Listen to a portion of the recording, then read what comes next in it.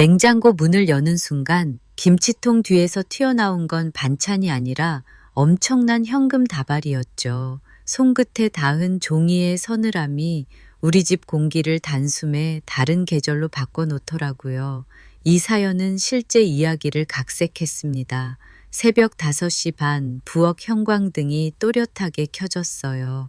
김순옥은 밤새 불려둔 당면을 맑은 물에 한번 헹구고 소고기 핏물을 키친타월로 꾹 눌러 뺐지요. 참기름을 한 방울 떨군 팬에서 미역을 달달 볶다가 끓는 물을 부어 미역국을 잡았고 간은 멸치 액젓으로 아주 살짝만 맞췄어요. 깻잎 장아찌는 간장과 식초를 한 벌씩 섞고 설탕을 한 줌 덜어 넣으니 향이 확 살아나더군요. 나이 들수록 손이 정직해진다더니 젓가락 끝에서도 마음이 얌전히 내려앉았어요. 이 정도면 은희가 좋아하겠지. 밀폐 용기 서너 개, 김이 가시지 않은 미역국 한 냄비, 장아찌 유리병까지 장바구니가 묵직했지만 마음은 가벼웠죠. 딸네 집 비밀번호는 아직 바뀌지 않았고 삐빅 소리 뒤로 문이 열리자 4살 손주 민재가 양말 한 짝을 질질 끌며 할머니 하고 달려왔어요. 그 소리가 아침 햇빛보다 먼저 가슴에 들어오더라고요. 엄마 왔어? 방 안에서 딸 은희가 묻더군요. 응, 반찬 좀. 미역국도 다시 끓여왔어. 냉장고에 넣어줘요. 애가 쉬했어요. 순옥은 일상처럼 주방으로 들어가 냉장고 문을 열었죠. 윗칸에는 요거트와 우유, 반쯤 남은 케이크 조각이 있었고 중간 칸에는 반찬통을 차곡차곡 채웠어요. 그러다 습관처럼 김치칸 손잡이를 당겼는데 김치통 뒤쪽으로 검은 비닐의 귀퉁이가 살짝 삐져나와 있더라고요. 쓰레기 봉투가 잘못 들어갔나 싶어 꺼내더니 손끝에 닿는 감촉이 달랐고 비닐 사이로 노란빛 지폐의 모서리와 은행 띠지가 보였지요. 설마 비닐을 조심스레 젖히자 5만 원권이 층층이 다발을 이뤘고 위쪽 띠지에는 50매라고 한글과 숫자가 함께 인쇄돼 있었어요. 인출일자를 찍은 빨간 도장과 지점 도장까지 선명했지요. 다발이 하나둘이 아니었어요. 서너 다발쯤인가 싶다가 아니더군요. 하나씩 눈으로 훑어보니 8다발은 넘겠다 싶었고 머릿속에서 자동으로 계산이 굴렀어요. 50장이면 500만 원, 그런 다발이 여러 꾸러미면 억 단위로 훌쩍 올라가겠구나 싶었죠. 그 생각이 드는 순간 손끝에서 힘이 쏙 빠지더라고요. 엄마, 뭐 해요? 방 안에서 은희가 부르더군요. 아, 아무것도. 본능처럼 비닐을 다시 접어 김치통 뒤에 쑤셔 넣고 문을 닫았어요. 냉기가 팔뚝을 훅 스쳤고 손잡이가 식은 땀에 살짝 미끄러지더라고요. 거실에서는 민재가 블록을 쌓다 툭 넘어져 엉엉 울었고 은희는 달래느라 허둥댔죠.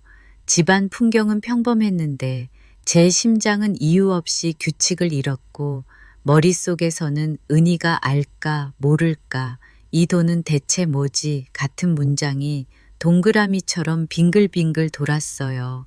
잠시 뒤 초인종이 울렸고 현관에는 사위 김민호가 서 있었지요.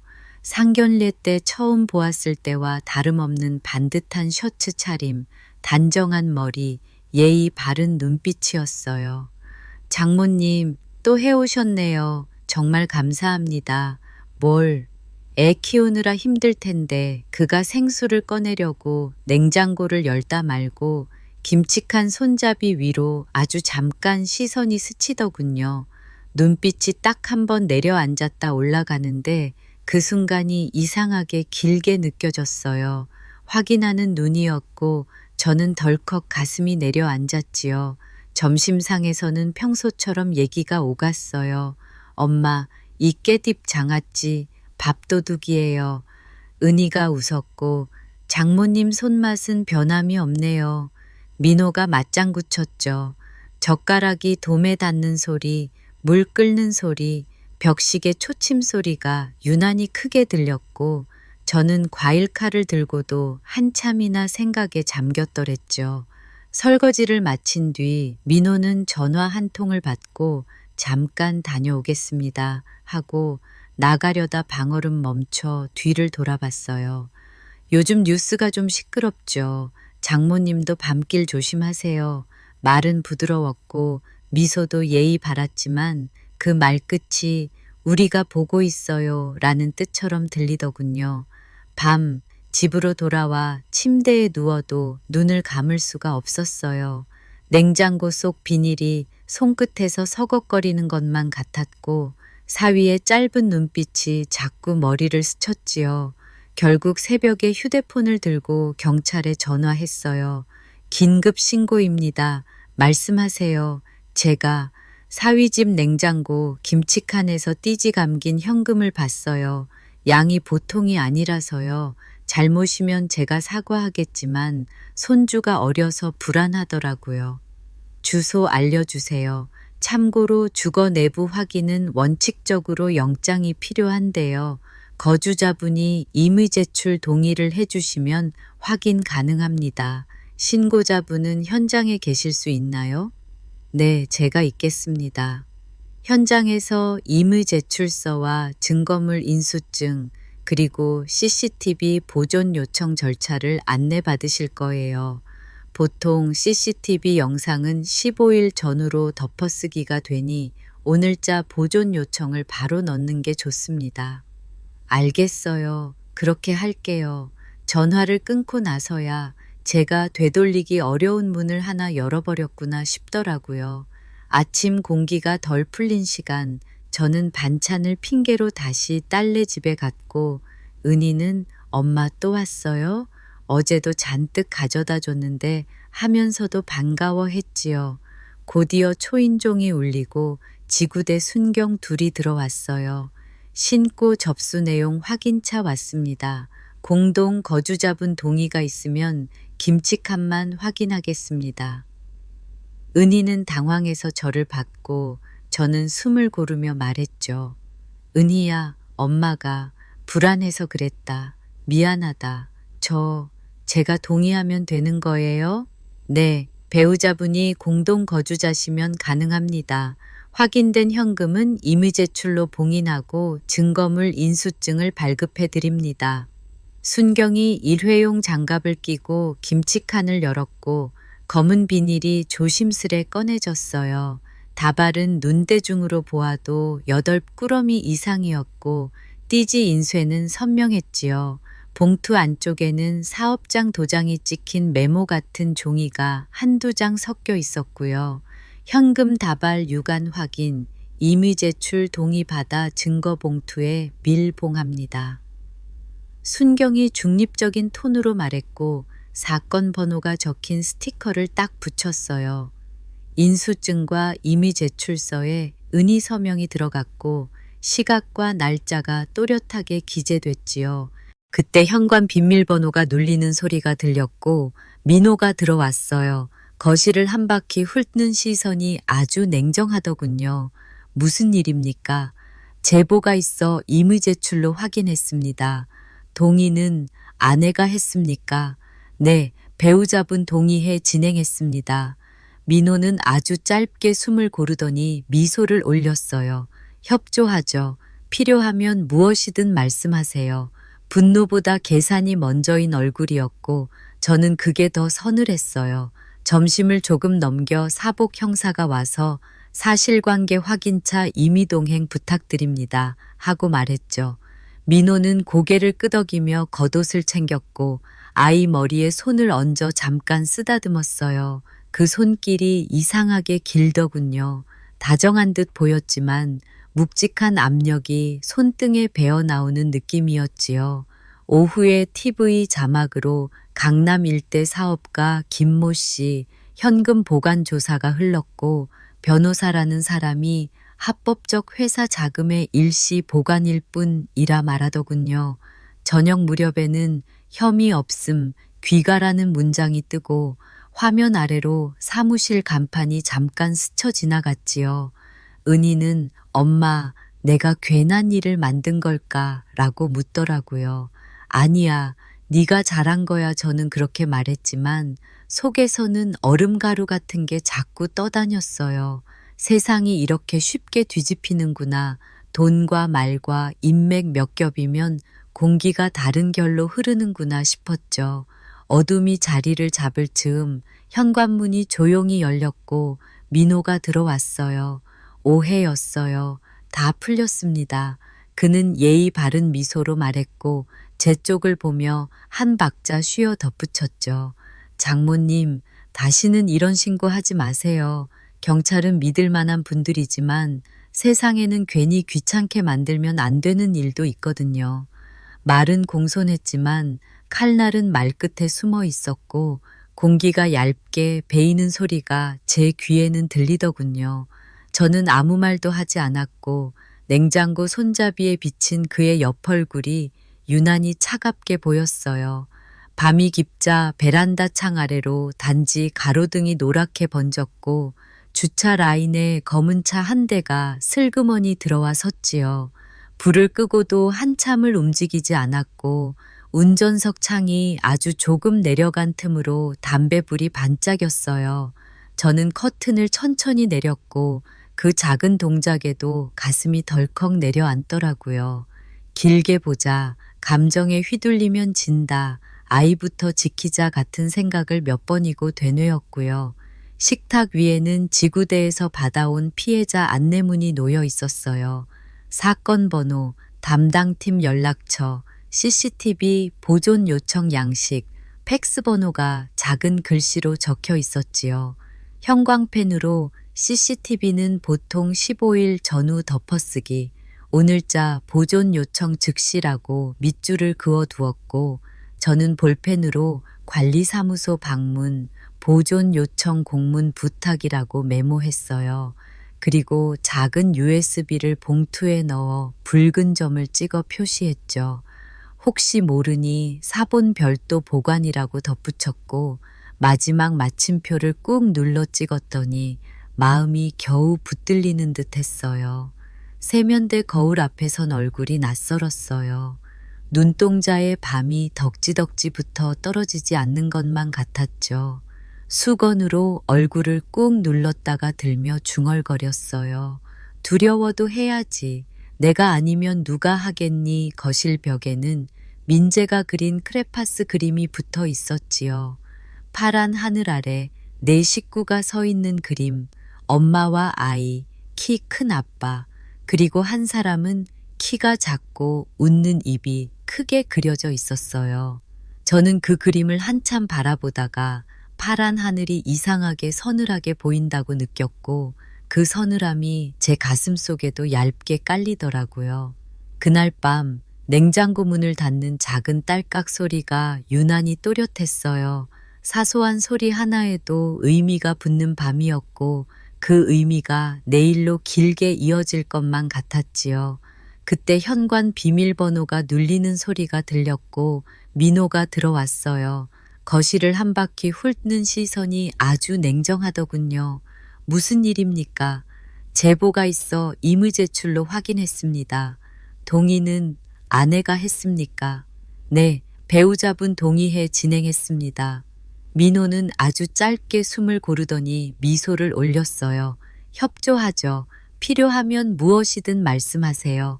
분노보다 계산이 먼저인 얼굴이었고 저는 그게 더 서늘했어요. 점심을 조금 넘겨 사복 형사가 와서 사실관계 확인차 임의동행 부탁드립니다 하고 말했죠. 민호는 고개를 끄덕이며 겉옷을 챙겼고 아이 머리에 손을 얹어 잠깐 쓰다듬었어요. 그 손길이 이상하게 길더군요. 다정한 듯 보였지만 묵직한 압력이 손등에 배어 나오는 느낌이었지요. 오후에 TV 자막으로 강남 일대 사업가 김모 씨 현금 보관 조사가 흘렀고 변호사라는 사람이 합법적 회사 자금의 일시 보관일 뿐이라 말하더군요. 저녁 무렵에는 혐의 없음 귀가라는 문장이 뜨고 화면 아래로 사무실 간판이 잠깐 스쳐 지나갔지요. 은희는 엄마, 내가 괜한 일을 만든 걸까? 라고 묻더라고요. 아니야, 네가 잘한 거야. 저는 그렇게 말했지만 속에서는 얼음가루 같은 게 자꾸 떠다녔어요. 세상이 이렇게 쉽게 뒤집히는구나. 돈과 말과 인맥 몇 겹이면 공기가 다른 결로 흐르는구나 싶었죠. 어둠이 자리를 잡을 즈음 현관문이 조용히 열렸고 민호가 들어왔어요. 오해였어요. 다 풀렸습니다. 그는 예의 바른 미소로 말했고 제 쪽을 보며 한 박자 쉬어 덧붙였죠. 장모님, 다시는 이런 신고 하지 마세요. 경찰은 믿을 만한 분들이지만 세상에는 괜히 귀찮게 만들면 안 되는 일도 있거든요. 말은 공손했지만 칼날은 말끝에 숨어 있었고 공기가 얇게 베이는 소리가 제 귀에는 들리더군요. 저는 아무 말도 하지 않았고 냉장고 손잡이에 비친 그의 옆얼굴이 유난히 차갑게 보였어요. 밤이 깊자 베란다 창 아래로 단지 가로등이 노랗게 번졌고 주차 라인에 검은 차 한 대가 슬그머니 들어와 섰지요. 불을 끄고도 한참을 움직이지 않았고 운전석 창이 아주 조금 내려간 틈으로 담배불이 반짝였어요. 저는 커튼을 천천히 내렸고 그 작은 동작에도 가슴이 덜컥 내려앉더라고요. 길게 보자, 감정에 휘둘리면 진다, 아이부터 지키자 같은 생각을 몇 번이고 되뇌었고요. 식탁 위에는 지구대에서 받아온 피해자 안내문이 놓여 있었어요. 사건 번호, 담당팀 연락처, CCTV 보존 요청 양식 팩스 번호가 작은 글씨로 적혀 있었지요. 형광펜으로 CCTV는 보통 15일 전후 덮어쓰기, 오늘자 보존 요청 즉시라고 밑줄을 그어두었고 저는 볼펜으로 관리사무소 방문, 보존 요청 공문 부탁이라고 메모했어요. 그리고 작은 USB를 봉투에 넣어 붉은 점을 찍어 표시했죠. 혹시 모르니 사본 별도 보관이라고 덧붙였고 마지막 마침표를 꾹 눌러 찍었더니 마음이 겨우 붙들리는 듯 했어요. 세면대 거울 앞에 선 얼굴이 낯설었어요. 눈동자에 밤이 덕지덕지부터 떨어지지 않는 것만 같았죠. 수건으로 얼굴을 꾹 눌렀다가 들며 중얼거렸어요. 두려워도 해야지. 내가 아니면 누가 하겠니? 거실 벽에는 민재가 그린 크레파스 그림이 붙어 있었지요. 파란 하늘 아래 네 식구가 서 있는 그림, 엄마와 아이, 키 큰 아빠, 그리고 한 사람은 키가 작고 웃는 입이 크게 그려져 있었어요. 저는 그 그림을 한참 바라보다가 파란 하늘이 이상하게 서늘하게 보인다고 느꼈고 그 서늘함이 제 가슴 속에도 얇게 깔리더라고요. 그날 밤 냉장고 문을 닫는 작은 딸깍 소리가 유난히 또렷했어요. 사소한 소리 하나에도 의미가 붙는 밤이었고 그 의미가 내일로 길게 이어질 것만 같았지요. 그날 밤 민호가 남긴 말이 오래 맴돌았지요. 다시는 이런 신고 하지 마세요. 부드러운 미소 속에 숨은 칼날 같았고 그 칼날은 제 심장에 얇게 스며들더군요. 은희는 아이를 좌우며 엄마 괜찮겠지? 그냥 해프닝이겠지? 라고 했지만 저는 쉽게 고개가 끄덕여지지 않았어요. 냉장고 김치통 뒤 서늘했던 종이의 감촉이 아직 손끝에서 사라지지 않았으니까요. 다음 날 아침 저는 브리나케 아파트 관리사무소를 찾아갔어요. 혹시 어제 날짜 CCTV 영상 좀 보존해달라고 부탁해야겠다. 경찰이 말해주길 CCTV 영상은 보통 15일 안팎으로 덮어 씌워지니 보존 요청 공문이 있어야 한다고 했지요. 관리사무소 직원은 난감한 표정으로 말했어요. 입주자분이 직접 확인은 불가능하시고요. 경찰 요청 공문이 있어야 저희도 보존할 수 있습니다. 그럼 그냥 삭제되면 네, 보통은 15일 주기라 자동으로 사라집니다. 그 말에 가슴이 덜컥 내려앉았어요. 증거라는 것도 이렇게 쉽게 사라지는구나. 어제 제 눈앞에 있던 현금 다발처럼 어쩌면 이 모든 게 흘러가 버릴 수도 있겠다 싶더군요. 점심 무렵 은희가 제게 전화를 걸었어요. 엄마, 민호 오빠, 오늘 아침에도 평소 같았어. 아이 밥도 챙기고 장난도 치고. 그런데 난 자꾸 겁이 나. 엄마가 괜히 경찰에 말해서 우리 집 평화가 깨진 거 아닐까 싶기도 하고. 은희야, 내 잘못 아니야. 내가 본 게 있으니 내가 책임질 거야. 근데 엄마, 오빠가 방금 전화 받으면서 부산이 어쩌고 수금이 어쩌고 하는 거 들었어. 나 순간 귀가 멍했어. 순간 귀가 번쩍 트이는 것 같았어요. 부산, 수금. 어제 녹음기로 남겼던 단어와 똑같았지요. 저는 가방 속에 넣어둔 작은 USB 메모리를 떠올렸어요. 그 안에 녹취 파일이 들어 있었고 노트북에 연결해 재생하면 분명히 들리더군요. 형님, 어제 수금 건은 다 처리했습니다. 내일은 부산 쪽에서. 잡음이 섞였지만 맥락은 분명했어요. 저녁 무렵 은희와 아이를 데리고 제 집으로 왔어요. 아이는 천진하게 할머니 집 좋아 하고 뛰어다녔지만 은희는 불안에 떨고 있었어요. 엄마, 이거 우리 진짜 큰일 되는 거 아니야? 민호 오빠가 알면 이미 알고 있을 거야. 어제 내 눈빛을 본 것 같았거든. 그럼 이제 어떻게 해? 저는 잠시 말없이 USB를 꺼내 손에 쥐었어요.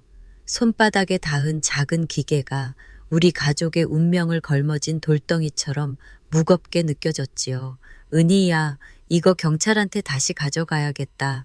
이게 그냥 소음으로만 들리면 안 되고 문맥으로 증거가 돼야 하거든. 그리고 내 신변보호 신청도 꼭 해야 해. 신변보호? 그래. 가정폭력이나 스토킹 피해자도 다 하는 제도래. 스마트워치 같은 것도 준다던데. 위험하면 바로 버튼 누르면 일일이 신고로 바로 연결된대. 은희는 고개를 끄덕이면서도 눈빛이 흔들렸어요. 아직도 남편을 향한 미련이 남아있는 게 보였거든요. 다음 날 저는 은희와 함께 경찰서를 찾았어요.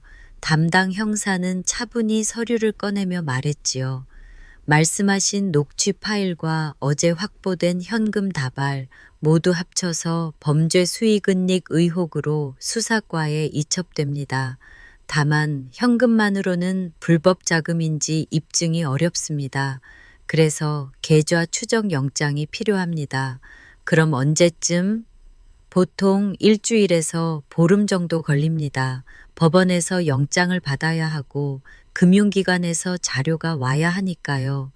은희가 떨리는 목소리로 물었어요. 그동안은 저희가 어떻게 해야 하죠? 신변보호 신청하세요. 경찰청 앱과 스마트워치 지급 절차가 있습니다. 집 근처 순찰도 강화할 겁니다.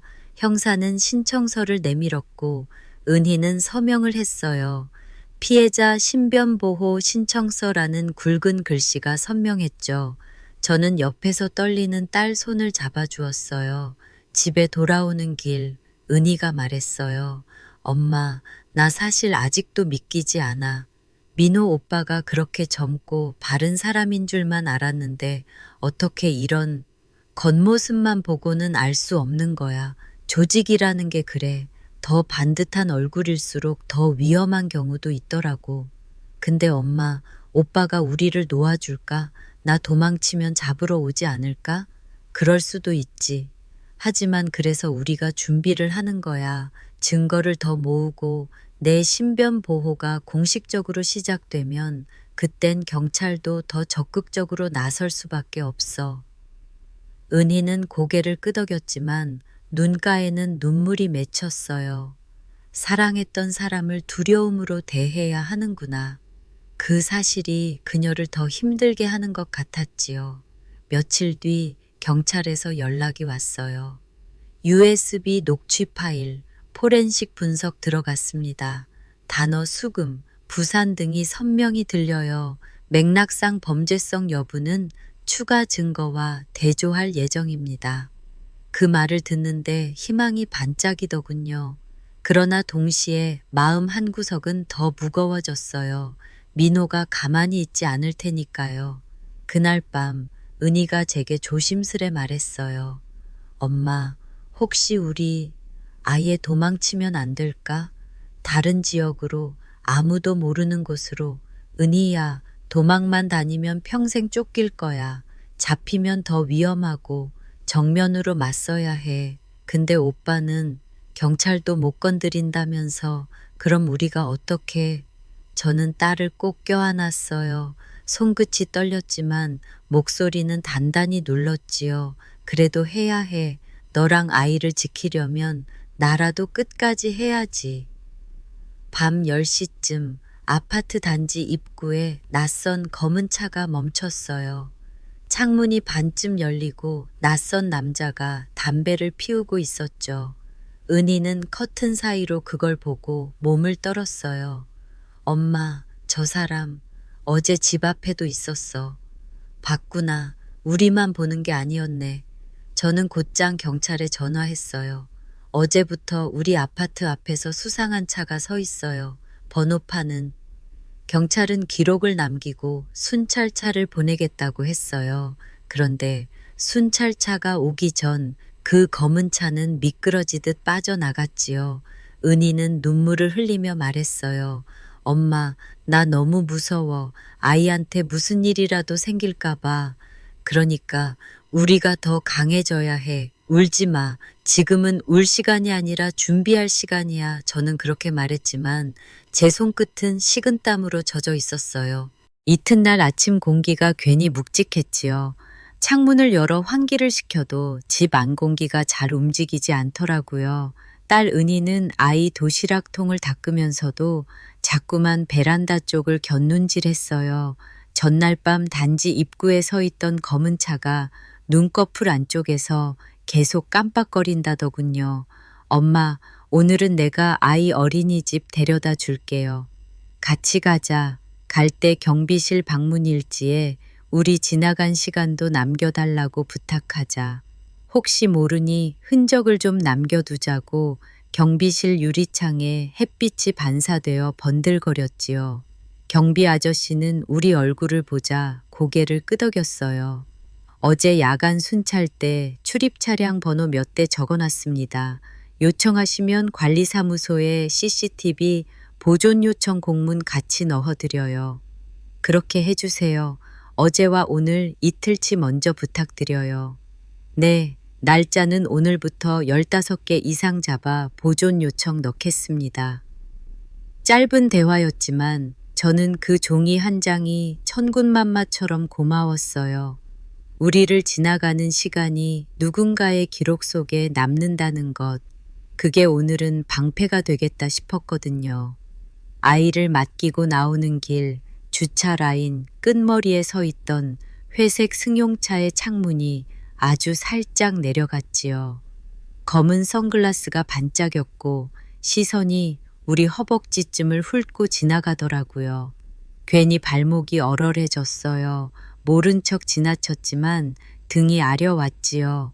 엘리베이터 안에서 은희가 속삭였어요. 엄마, 나 괜히 숨을 참게 돼요. 숨 쉬어. 우리가 잘못한 거 없지. 오히려 해선 안 될 걸 하지 말라고 선을 그으려는 거지. 근데 오빠는 그 선을 원래부터 안 믿는 사람 같아서요. 그래도 선이 있어. 법과 절차라는 게 있으니까. 우리가 그 선을 계속 그어야지 문을 열자. 우리 집안에는 아직도 전날 끓여둔 미역국 냄새가 남아 있었어요. 은희는 가방에서 봉투 하나를 꺼냈어요. 엄마, 어젯밤에 서랍에서 이걸 봤어요. 봉투 안에는 거래 내역이라고 적힌 송을씨 메모가 몇 장 들어 있었고 날짜와 금액, 도시 이름이 엉성하게 적혀 있었지요. 부산, 대구, 인천. 자릿수가 큰 금액 옆엔 동그라미가 두세 겹 그려져 있었고요. 어디서 찾았어? 옷방 선반 위, 서류 함이에요. 오빠가 오늘 새벽에 나가면서 서랍을 급히 닫는 걸 봤거든요. 문 열자마자 종이 냄새가 확 나더라고요. 저는 종이를 폈다가 다시 접었어요. 우리 손때가 더 묻지 않게 비닐 포켓에 옮겨 넣고 겉면에 연필로 발견 시각과 발견 위치를 적어뒀지요. 형사가 말해준 대로 증거물 관리는 언제, 어디서, 어떻게가 중요하다더군요. 점심이 가까워질 즈음 전화가 울렸어요. 담당 형사였지요. USB 포렌식 1차 결과 나왔습니다. 특정 단어들이 시간대와 장소 문맥 속에서 반복되어 다만 불법성 단정은 추가 자료가 있어야 합니다. 오늘 가능하시면 오셔서 사실조회 동의서에 서명해 주세요. 그리고 어제 말씀드린 신변보호 스마트워치 배정됐습니다. 오늘 갑니다. 서류 더 필요하면 알려주세요. 당분간 통신은 한 기기만 사용하세요. 위치 추적 우려가 있어서요. 의심되는 링크는 절대 누르지 마시고요. 전화를 끊고 나니 손이 조금 덜 떨리더군요. 절차라는 게 마음을 받쳐주는 날이 있지요. 오늘이 그랬어요. 경찰서로 가는 길에 모자와 마스크를 쓴 남자 둘이 지하 주차장 기둥에 기대 서 있다가 우리가 지나가자 고개를 돌렸지요. 시선이 짧게 찔러 들어왔다가 빠져나가더군요. 저는 일부러 핸드폰 카메라를 켜 재빨리 주차구역 번호와 기둥 번호를 찍었어요. 사진 정보에 촬영 일시가 자동으로 박히니 그조차 기록이 되겠지요. 형사는 우리를 보자 서류철을 열었어요. 두 분, 오늘은 사실조회 동의서와 계좌 추적 영장 신청 동의가 필요합니다. 법원에서 영장 나오면 해당 금융기관에 계좌 거래 내역과 현금 인출 내역을 요청할 겁니다. 이건 시간이 좀 걸려요. 얼마나 걸릴까요? 보통 열흘 남짓입니다. 길어지면 보름, 그 사이가 제일 위험합니다. 왜요? 상대가 자신들의 자금 동선이 묶인 걸 알아채니까요. 그래서 신변 보호를 같이 묶는 겁니다. 형사는 스마트워치를 꺼내주며 사용법을 다시 알려줬어요. 이걸 손목에서 절대 떼지 마세요. 버튼을 길게 누르면 일일이 신고로 연결되고 현재 위치가 저희 단말로 바로 떨어집니다. 착용 사진도 찍어 놓을게요. 분실 신고 들어오면 바로 무력화합니다. 그리고 가능하면 오늘 밤은 임시보호시설에 들어가시는 게 좋습니다. 집을 비우면 집이 더 위험해지진 않을까요? 집 앞 순찰 배정표를 조정해 놓겠습니다. 그리고 관리사무소와 CCTV, 열람 보존 협조 공문도 묶어서 보냈어요. 서명하는 동안 은희의 손끝이 미세하게 떨렸고 저는 손등을 가볍게 짚어줬지요. 사이는 짧지만 그 짧은 선이 방향을 바꾸기도 하더라고요. 나오는 길 형사가 낮게 덧붙였어요. 참, 대화 당사자 녹음은 불법이 아닙니다. 본인이 참여하는 통화나 대화는 녹음하셔도 됩니다. 다만 편집이나 왜곡은 문제될 수 있어요. 있는 그대로만 저장하세요. 네, 알겠어요. 있는 그대로. 우리는 그날 저녁 집을 바로 비우지 않기로 했어요. 아이가 환경 변화를 크게 힘들어해서요. 대신 침실과 거실에 휴대폰 위치 공유를 켜둔 버려진 기기를 각각 숨겨둔 뒤 메인폰은 스마트워치와만 연결했지요. 형사가 말하길 위치 공유와 이동 패턴을 비교하면 이상한 정지가 생길 때 바로 알 수 있다더군요. 그날 밤 10시 초인종이 울렸어요. 인터폰 화면에는 모자와 마스크가 화면을 거의 가렸고 배달 봉투를 든 손만 보였죠. 배달 왔습니다. 우리는 주문 안 했어요. 잠깐의 정적, 그리고 아주 낮은 투로 한마디가 떨어졌어요. 원래 오늘은 형님 댁에 가려다가요. 그 목소리는 낯설지 않았지요. 시장 입구, 아파트 라인, 그리고 오늘 주차장 기둥, 같은 냄새였어요. 저는 바로 경찰서 담당 번호로 전화를 걸었고 은희는 아이를 안고 안방으로 들어갔지요. 형사는 간단히 위치를 확인한 뒤 말했어요. 가까운 순찰차 배정했습니다. 지금 출발해요. 그 사람들 순찰차 도착하면 빠질 겁니다. 인터폰 녹화는 켜두셨죠? 네, 자동으로 저장돼요. 좋습니다. 오늘 영상은 내일 아침 증거 목록에 추가해요. 예상대로 순찰차가 단지 입구에 들어서자 엘리베이터 호출 기록만 남기고 발소리가 사라졌어요. 층간복도 센서 등이 켜졌다 꺼지는 타이밍까지 마음이 따라 뛰더군요. 다음 날 오전 은희가 낮은 목소리로 말했어요. 엄마, 나 오늘 오빠한테 직접 묻고 올래요. 도망치듯 숨기만 하면 이게 평생이 될 것 같아서요. 위험해. 위험한 거 알아요. 그래도 내 입으로 한 번은 말해야겠어요. 내가 뭘 원하는지. 아이 앞에서는 절대 그런 사람들 못 보게 해달라고. 저는 한참을 고민하다가 결국 조건을 내걸었어요. 첫째, 개방된 공간. 둘째, 시간은 낮. 셋째, 통화는 스피커로. 넷째, 위치 공유 켠채로. 다섯째, 형사한테 앞서 알리고 미행 접근 금지 경고문을 동시에 보내놓자. 알겠어요. 그렇게 할게요. 형사에게 알리니 문자 경고장이 곧바로 발송되었고 접근 금지, 통신으로 공포심 유발 금지, 문구가 찍힌 화면 캡처가 우리 휴대폰에도 도착했지요. 저는 그 화면을 또 증거 폴더에 저장해 두었어요. 일일이 저장하는 이 수고가 나중엔 큰 줄기가 된다는 걸 이제 알겠더군요.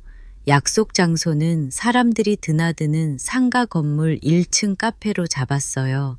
유모차가 드나들기 쉬운 입구, 앞에는 도로형 CCTV가 있고 옆에는 공유 자전거 거치대가 있어 늘 사람 발길이 끊이지 않는 곳이지요. 형사는 멀찍이 떨어진 자리에서 바디캠을 켜고 있었다더군요. 민호는 정시에 왔어요. 늘 그렇듯 셔츠는 반듯했고 손목 시계는 얇았고 웃음은 부드러웠지요. 은희야, 오빠 여기 앉아요. 엄마도 옆에 있을게요. 그는 잠깐 멈칫했지만 곧 의자를 당겼어요. 무슨 얘기 하고 싶어? 우리 집에 낯선 사람들이 오가는 거 그거 이제 그만해줘요. 아이 앞에서는 특히 그건 너희 지키려고 그러는 거야. 지키는 게 아니라 겁주는 거예요. 나도 엄마도 아이도 숨을 자꾸 참게 되거든요. 민호는 종이컵을 엎어놓고 그 위에 양손을 얹더군요. 손등에 힘줄이 붉어졌고 그 위로 웃음이 얇게 덮이는 게 보였어요. 은희야, 넌 나한테 말을 예쁘게 하는데 뒤에서는 경찰하고 문서 만들고 있지? 오빠가 먼저 그랬어요. 나는 이제 내 삶을 지키려고 해요. 너 변했구나. 알게 된 게 많아졌어요. 그래서 변했어요. 대화는 길지 않았어요. 짧고 단단한 문장들이 서로를 스쳤고 공기 안에서는 찬 기류가 오르내렸지요. 저는 내내 시계를 보고 카페 입구 유리문 너머에 보행자 감지등이 켜졌다 꺼지는 걸 쫓아봤어요. 지나가는 사람들 등 뒤로 우리의 말이 튕겨나가 하수구로 빠져버리면 좋겠다. 잠깐 그런 생각도 하더라고요. 자리에서 일어설 때 민호가 낮게 말했죠. 장모님, 이건 못 본 걸로 해요. 어제 경비실에 부탁하신 것도 오늘 경찰서 간 것도 모르는 척해요. 그러면 모두 편해져요. 우리는 불편해도 괜찮아. 대신 아이는 편해야지. 그럼 더더욱 말을 들으셔야죠. 그 웃음이 매끈했어요. 하지만 음영이 너무 깊었지요.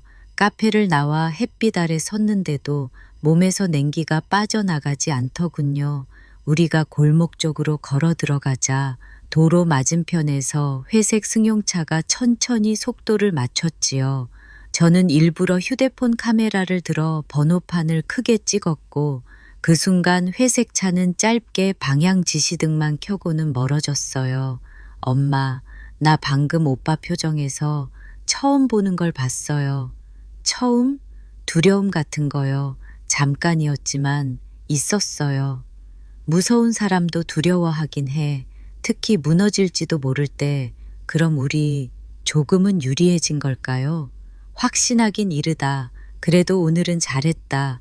은희야 형사에게 촬영한 사진과 카페 영수증을 바로 보냈어요. 우리는 어디서 무엇을 먹고 몇 시에 결제했는지까지 남기고 있었지요. 영수증의 시간 스탬프가 우리가 그때 거기 있었다는 사람 말보다 더 신뢰받는다는 걸 배웠거든요. 저녁 무렵 관리사무소에서 전화가 왔어요. 어제 요청하신 CCTV 보존 요청은 공문 접수 완료됐고요. 야간 차량 중에 번호판 식별 안 되는 차량이 하나 있어요. 헤드라이트 각도가 특이하네요. 차고가 낮은 차량 같습니다. 혹시 녹화본을 직접 볼 수 있을까요? 열람은 경찰 동행이 있어야 합니다. 대신 저희가 특이사항 요약 메모를 만들어 경찰서로 보내겠습니다. 수화기를 내려놓고 나니 사소한 절차 하나하나가 우리의 갑옷처럼 느껴졌어요. 얇고 가벼운 갑옷일지라도 겹치면 단단해지지요. 밤이 깊어가면서 거실 조도를 낮췄어요. 아이는 평소보다 일찍 잠이 들었고 은희는 조용히 손톱을 다듬었지요. 그때 휴대폰이 짧게 떨렸어요. 미확인 발신 번호였고 제가 받으려 하자 은희가 머리를 저었어요. 내가 받을게요. 스피커 켜. 네, 은희야. 누구세요? 나야. 발신 번호가 낯설어요. 잠시 쓰는 번호야. 할 말 있으면 이 번호 말고 메신저로 남겨요. 기록에 남게 기록? 넌 요즘 기록을 좋아하네. 그래요. 기록이 나를 지켜주더라고요. 잠깐 침묵이 있었고 수화기 너머에서 들숨 하나가 길게 새어 나왔지요. 내일 저녁 지하 2층 비상계단 옆 기둥 15. 잠깐만 보자. 그런 약속 못해요. 접근 금지 경고장 받았을 텐데요. 장모님도 오시고. 아니요. 그럼 내가 올라가야겠네. 전화는 거기서 뚝 끊겼어요. 은희의 손등에서 핏기가 사라졌지요. 엄마 지하 2층이면 우리 집 라인 바로 아래예요. 형사에게 먼저 알리자. 그리고 오늘은 짐 가볍게 해놓자. 혹시 이동하자고 하면 바로 나갈 수 있게 우리는 서랍에서 비상약 파우치, 아이 예방접종 수첩, 기본 신분증 사본을 작은 지퍼백에 나눠 넣었어요. 현관 옆에는 현금 소액과 교통카드를 따로 붙여두었고요. 작은 것들을 모으니 막막함 속에 길이 한 가닥씩 생기더군요. 다음 날 저녁이 다가오자 공기가 바짝 마른 종이처럼 바스락거렸어요. 형사는 바디캠 체크를 다시 하고 지하 주차장 램프 입구와 기둥 14, 15 사이에 각 한 명씩 배치하겠다고 했지요. 차에서 내리지 마세요.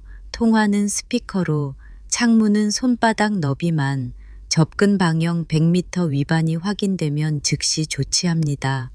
그가 혼자 나오면요? 혼자가 아닐 겁니다. 그래도 서두르지 말고 말을 길게 하세요. 위협은 말 속에서 드러납니다. 엘리베이터 문이 열리자 지하 공기의 냄새가 쏟아져 들어왔지요. 콘크리트 먼지, 오래된 고무 타이어 냄새, 벽면 수분 냄새가 섞여 있었어요. 차 안에서 아이를 무릎에 가만 눕히고 담요로 발끝을 덮어줬지요. 은희가 깊게 숨을 들이켜고 내쉬었어요. 엄마, 응. 지금 이 순간도 언젠가 지나가겠죠. 지나가고 말고 우리가 붙잡는 걸 놓지 않으면 지나가더라. 램프 위쪽에서 헤드라이트가 천천히 내려오기 시작했어요. 나는 손목에 스마트워치를 꼭 쥐었고 은희는 휴대폰 화면을 켜 스피커 대기 상태를 만들었지요. 차가 기둥 15 앞에서 멈춰섰고 운전석에서 내린 사람의 어깨선이 빛 그림자 속에서 반으로 갈라졌어요. 나와. 여기서 얘기해요. 아이가 보고 있잖아. 아이는 잠들었어요. 여기가 안전해요. 그는 한 걸음 더 다가섰고 한 형사의 무전이 조용히 울렸지요. 접근 방향 20, 18, 14, 위반 직전. 그때 다른 방향에서 또 다른 전조등이 내려왔어요. 어제 경비실이 말해준 차고 낮은 차량이었고 라이트 각도가 도로를 깎아내듯 바닥을 훑었지요. 형님, 자리 좋네요. 낮고 낯선 목소리였어요. 한 형사의 무전이 조금 급해졌지요. 추가 차량 미확인, 대기. 민호가 짧게 몸을 돌렸고 우리가 모르는 얼굴들이 그림자에서 걸어 나왔어요. 순간 공기가 바싹 마르고 시간의 속도가 뒤틀리는 느낌이 들더군요. 은희가 스피커폰 버튼을 꾹 눌렀어요. 여긴 접근 금지 구역이에요. 더 다가오면 일일이 연결됩니다. 그 말이 끝나기도 전에 스마트워치의 긴급 연결음이 규칙적인 박자로 울리기 시작했지요.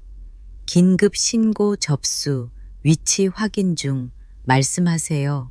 형사의 무전과 신고센터의 기계음, 고무 타이어가 콘크리트를 문지르는 소리가 한데 섞였고 그때 파란 경광등이 램프 위에서 번쩍였어요. 경찰입니다. 무기를 내려놓고 접근을 멈추세요. 차에서 내리지 마세요. 형사의 짧은 지시가 우리의 귓바퀴에 박혔지요. 그 몇 분이 하루 같았어요. 누군가 금속을 바닥에 떨어뜨리는 쨍 소리가 났고 신발 밑창이 미끄러지는 소리가 겹쳤지요. 저는 아이의 귀를 가렸고 은희는 몸으로 아이를 막아섰어요. 바디캠의 빨간 점이 멀리서 깜빡였고 고정 CCTV의 틀이 우리가 서 있는 자리를 겨누고 있었어요. 기록들이 동시에 살아 움직인다는 생각이 들더군요. 민호가 우리 쪽을 한번 보았어요. 그 눈빛에서 처음 보는 균열이 번쩍였지요. 멈추면 산다와 밀어붙이면 끝낸다 사이에서 흔들리는 듯 했어요. 그는 결국 고개를 아주 조금 숙였어요. 돌아가. 낯선 목소리가 반박하려 들었고 그 순간 형사들이 빠른 걸음으로 휘들어와 원을 좁혔지요. 접근 금지 위반 확인, 신분 확인하겠습니다. 휴대폰 내려놓으세요. 손을 보이세요. 멀리서 보던 파란 불빛이 이제는 내 눈꺼풀 아래까지 들어온 것 같았어요. 아이의 숨이 잔잔해졌고 은희의 손등에서 뜨거운 온기가 돌아왔지요. 우리 쪽 유리창에 비친 내 얼굴은 낯설게 보였지만 눈동자 안쪽에는 이상하게도 얇은 안도가 한 줄 드리워졌더랬죠. 그날 밤 우리는 집으로 바로 올라가지 않았어요. 형사가 안내한 임시보호시설로 들어갔지요. 문은 번호와 카드 이중으로 잠겼고 복도마다 작은 비상벨이 달려 있었어요. 여직원은 따뜻한 물을 내오며 말했어요. 첫날은 잠이 안 와요. 그래도 안전해요. 내일 오전에 임시보호명령 신청서랑 접근 금지거리 100m 요청서 같이 작성해요. 송달은 저희가 도와드릴게요. 감사해요. 부탁드릴게요. 침대에 눕힌 아이의 속눈썹이 길게 누웠고 규칙적인 숨이 방 안 공기를 차분하게 만들었어요. 저는 창문 틈을 아주 조금 열어 밤 공기를 들였지요. 그 바람 속에서 오늘 낮카페의 잔음과 지하 주차장의 소음이 서서히 멀어져 가더라고요. 다만 기록의 선은 더 또렷해졌지요. 경비실 방문 일지, CCTV 보존 요청, 영수증, 통화 기록, 문자 경고장, 바디캠 촬영, 긴급 신고, 녹취. 얇은 선들이 겹쳐져 큰 밧줄이 되는 느낌이었어요. 엄마, 응, 은희야. 나 오늘 덜 무서워졌어요. 그래, 잘했다. 무서운 건 여전한데 숨을 참지 않아도 되겠다는 생각이 들었어요. 그게 시작이더라. 숨을 쉬겠다고 마음먹는 것 창밖 가로등 빛이 하얗게 늘어져 커튼 끝을 물들였지요. 저는 그 빛을 한참 바라보다가 조용히 커튼을 조금 더 쳐내려줬어요. 너무 밝아도 너무 어두워도 사람은 잠을 못 자거든요. 오늘은 조금 덜 어두운 밤이었고 그 조금이 우리에겐 컸지요. 그날 밤 임시보호시설에서의 하룻밤은 긴장과 피곤함이 뒤섞여 있었지요. 아이는 낯선 공간에서도 천진하게 자더군요. 하지만 은희는 잠을 설쳤어요. 저는 옆자리에서 몸을 돌릴 때마다 작은 철제 침대가 삐걱거리는 소리를 들었고 그 소리가 자꾸 제 귀를 찔렀지요. 아침 일찍 직원이 문을 두드렸어요. 오늘 오전에 법원에 임시보호명령 신청서 제출합니다. 어머님, 따님 두 분 다 동행하셔야 해요. 서류철 위에는 가정법원 제출용 접근금지 신청이라는 붉은 스탬프가 찍혀 있었고 은희 이름과 주민번호가 빈 칸으로 남아 있었지요. 은희야, 괜찮겠니? 엄마, 이제는 해야죠. 안 하면 우린 계속 숨어야 하니까요. 법원 민원실의 공기는 묘하게 차가웠어요. 창구 직원은 차분한 목소리로 서류를 받으며 말했지요. 접근 금지 명령은 보통 100m 이상 통신 금지 포함으로 나옵니다. 임시 결정은 2, 3일 내로, 본 결정은 기일 잡혀 신문 후 내려옵니다. 그동안은요? 제가 물었어요. 경찰 신변 보호 조치로 이어지죠. 스마트워치도 이미 받으셨다니 다행이네요. 서류를 제출하는 순간 은희의 눈가가 붉어졌어요. 사인 한 번으로 남편과 선을 긋는다는 게 생각보다 더 무겁게 다가왔겠지요.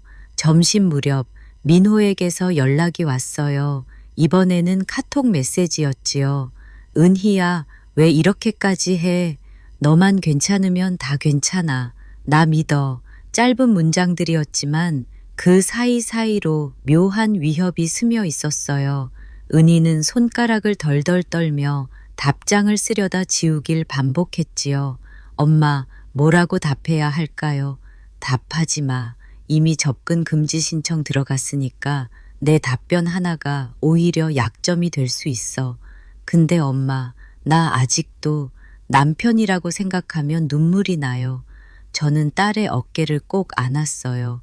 울어도 돼. 하지만 울면서도 해야 할 걸 해야 해.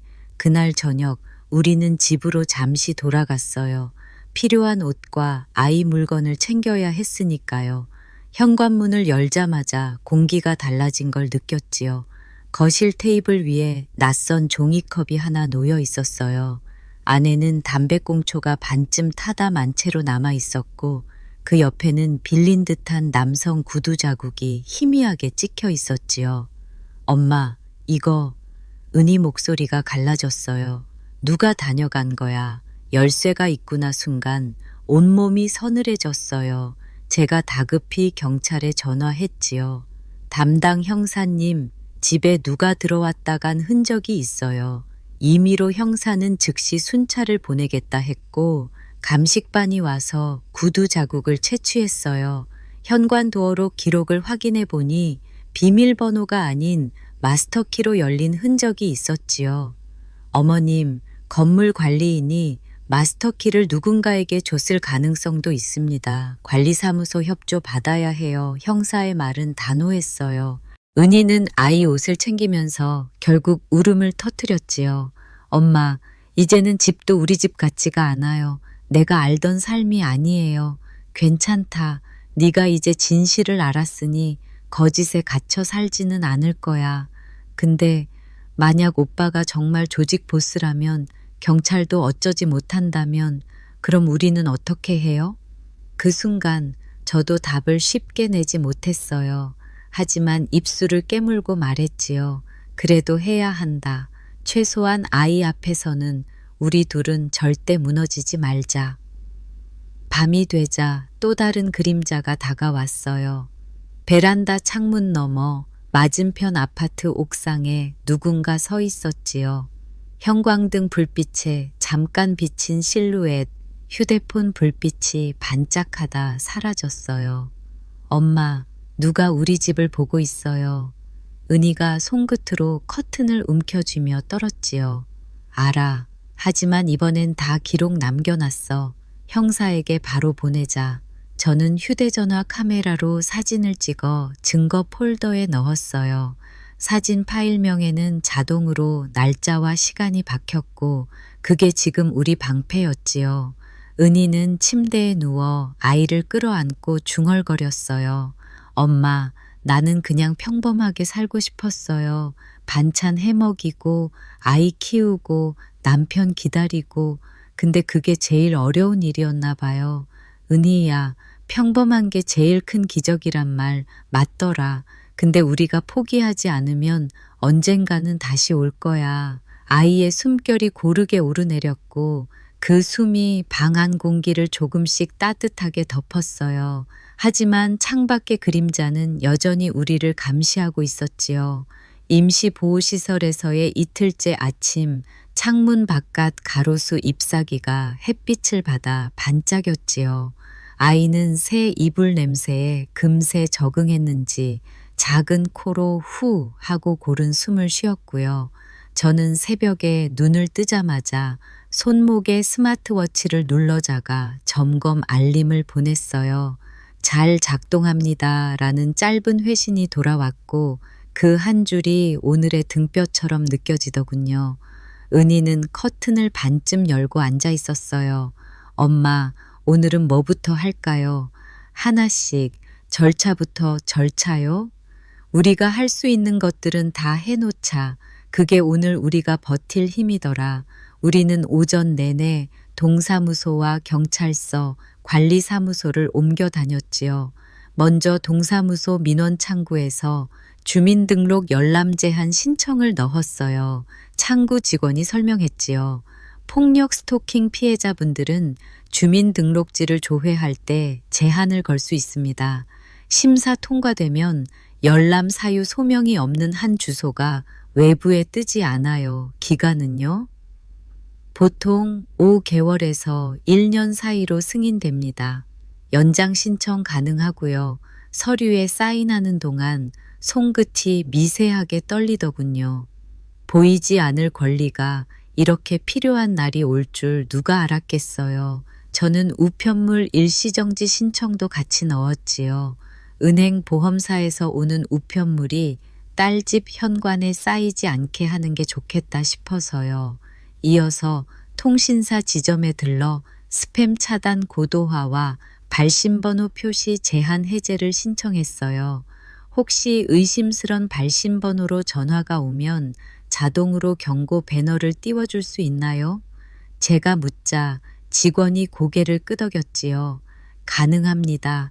그리고 명의도용 알림을 켜둡시다. 타인이 고객님 명의로 회선을 열려하면 문자가 즉시 뜹니다. 통신 위치 추적 같은 건 제 동의 없이 누가 볼 수 없겠지요. 법원 영장이 있어야 합니다. 고객님 기기에서는 앱 권한을 최소화하세요. 특히 알 수 없는 출처 설치는 꺼두시고요. 작은 확인 도장들이 하나씩 쌓일수록 숨을 조금 더 길게 내쉴 수 있었지요. 점심 무렵 관리사무소에서 연락이 왔어요. 어제 도어록 점검 결과 나왔습니다. 외부 마스터키가 사용된 흔적이 있어요. 열람 기록엔 열쇠 번호까지 남아 있습니다. 그 열쇠는 누가 갖고 있나요? 원래는 경비반장과 시설팀장, 그리고 긴급 출동 업체만 보관합니다. 키 관리대장을 경찰서로 바로 보내겠습니다. 도어락을 교체하려면 오늘 안에 가능할까요? 가능합니다. 번호 변경, 카드키 재발급, 문틀 실리콘 실링까지 묶어서 해드릴게요. 외부에서 슬림 공구로 건드릴 틈을 막아두는 작업입니다. 전화를 끊고 나니 살짝 어지럽던 머릿속에 정리가 되어가는 느낌이 들었지요. 쉴 틈 없이 막고 메우고 기록하자. 오후엔 경찰서 피해자 전담실에서 약속이 있었어요. 형사가 임시보호명령 진행 상황을 설명했지요. 임시 결정은 2, 3일 안에 나올 가능성이 큽니다. 접근 금지 100m, 전기통신 금지, 주거 직장 인근 배회 금지를 기본으로 요청해 놨어요. 위반하면 바로 즉시 응급 조치 가능하니 스마트워치를 믿으세요. 계좌 추적은요? 제가 물었지요. 법원 영장 접수 완료. 은행에서 현금 인출 입금 패턴과 장부 메모 대조 들어갑니다. 어제 확보하신 송을 씨 비닐 포켓에 보관된 채로 잘 왔어요. 부산 수금 메모와 녹취 타임라인을 맞춰보니 날짜들이 묘하게 포개집니다. 민호는 지금 뭘 할까요? 은희가 낮게 물었어요. 형사는 어깨를 낮게 움직였지요. 버틸 겁니다. 다만 현금 흐름이 묶이면 사람들은 생각보다 빨리 실수를 해요. 우리에겐 시간이 무기입니다. 시간이 무기라 속으로 천천히 되뇌었지요. 그동안 시간은 우리를 밀어붙이는 채찍 같았는데 이제는 우리가 붙잡을 밧줄이 될 수도 있겠다 싶었어요.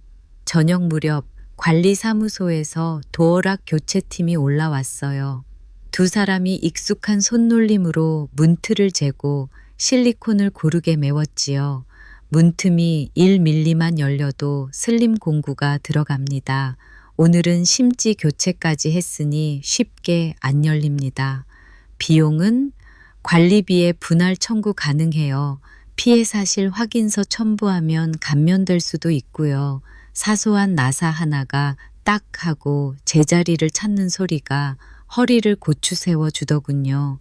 저는 기사님에게 고맙다고 몇 번이고 인사했어요. 밤 아이가 잠든 뒤 거실에 앉았더니 은희가 조심스럽게 말문을 열었지요.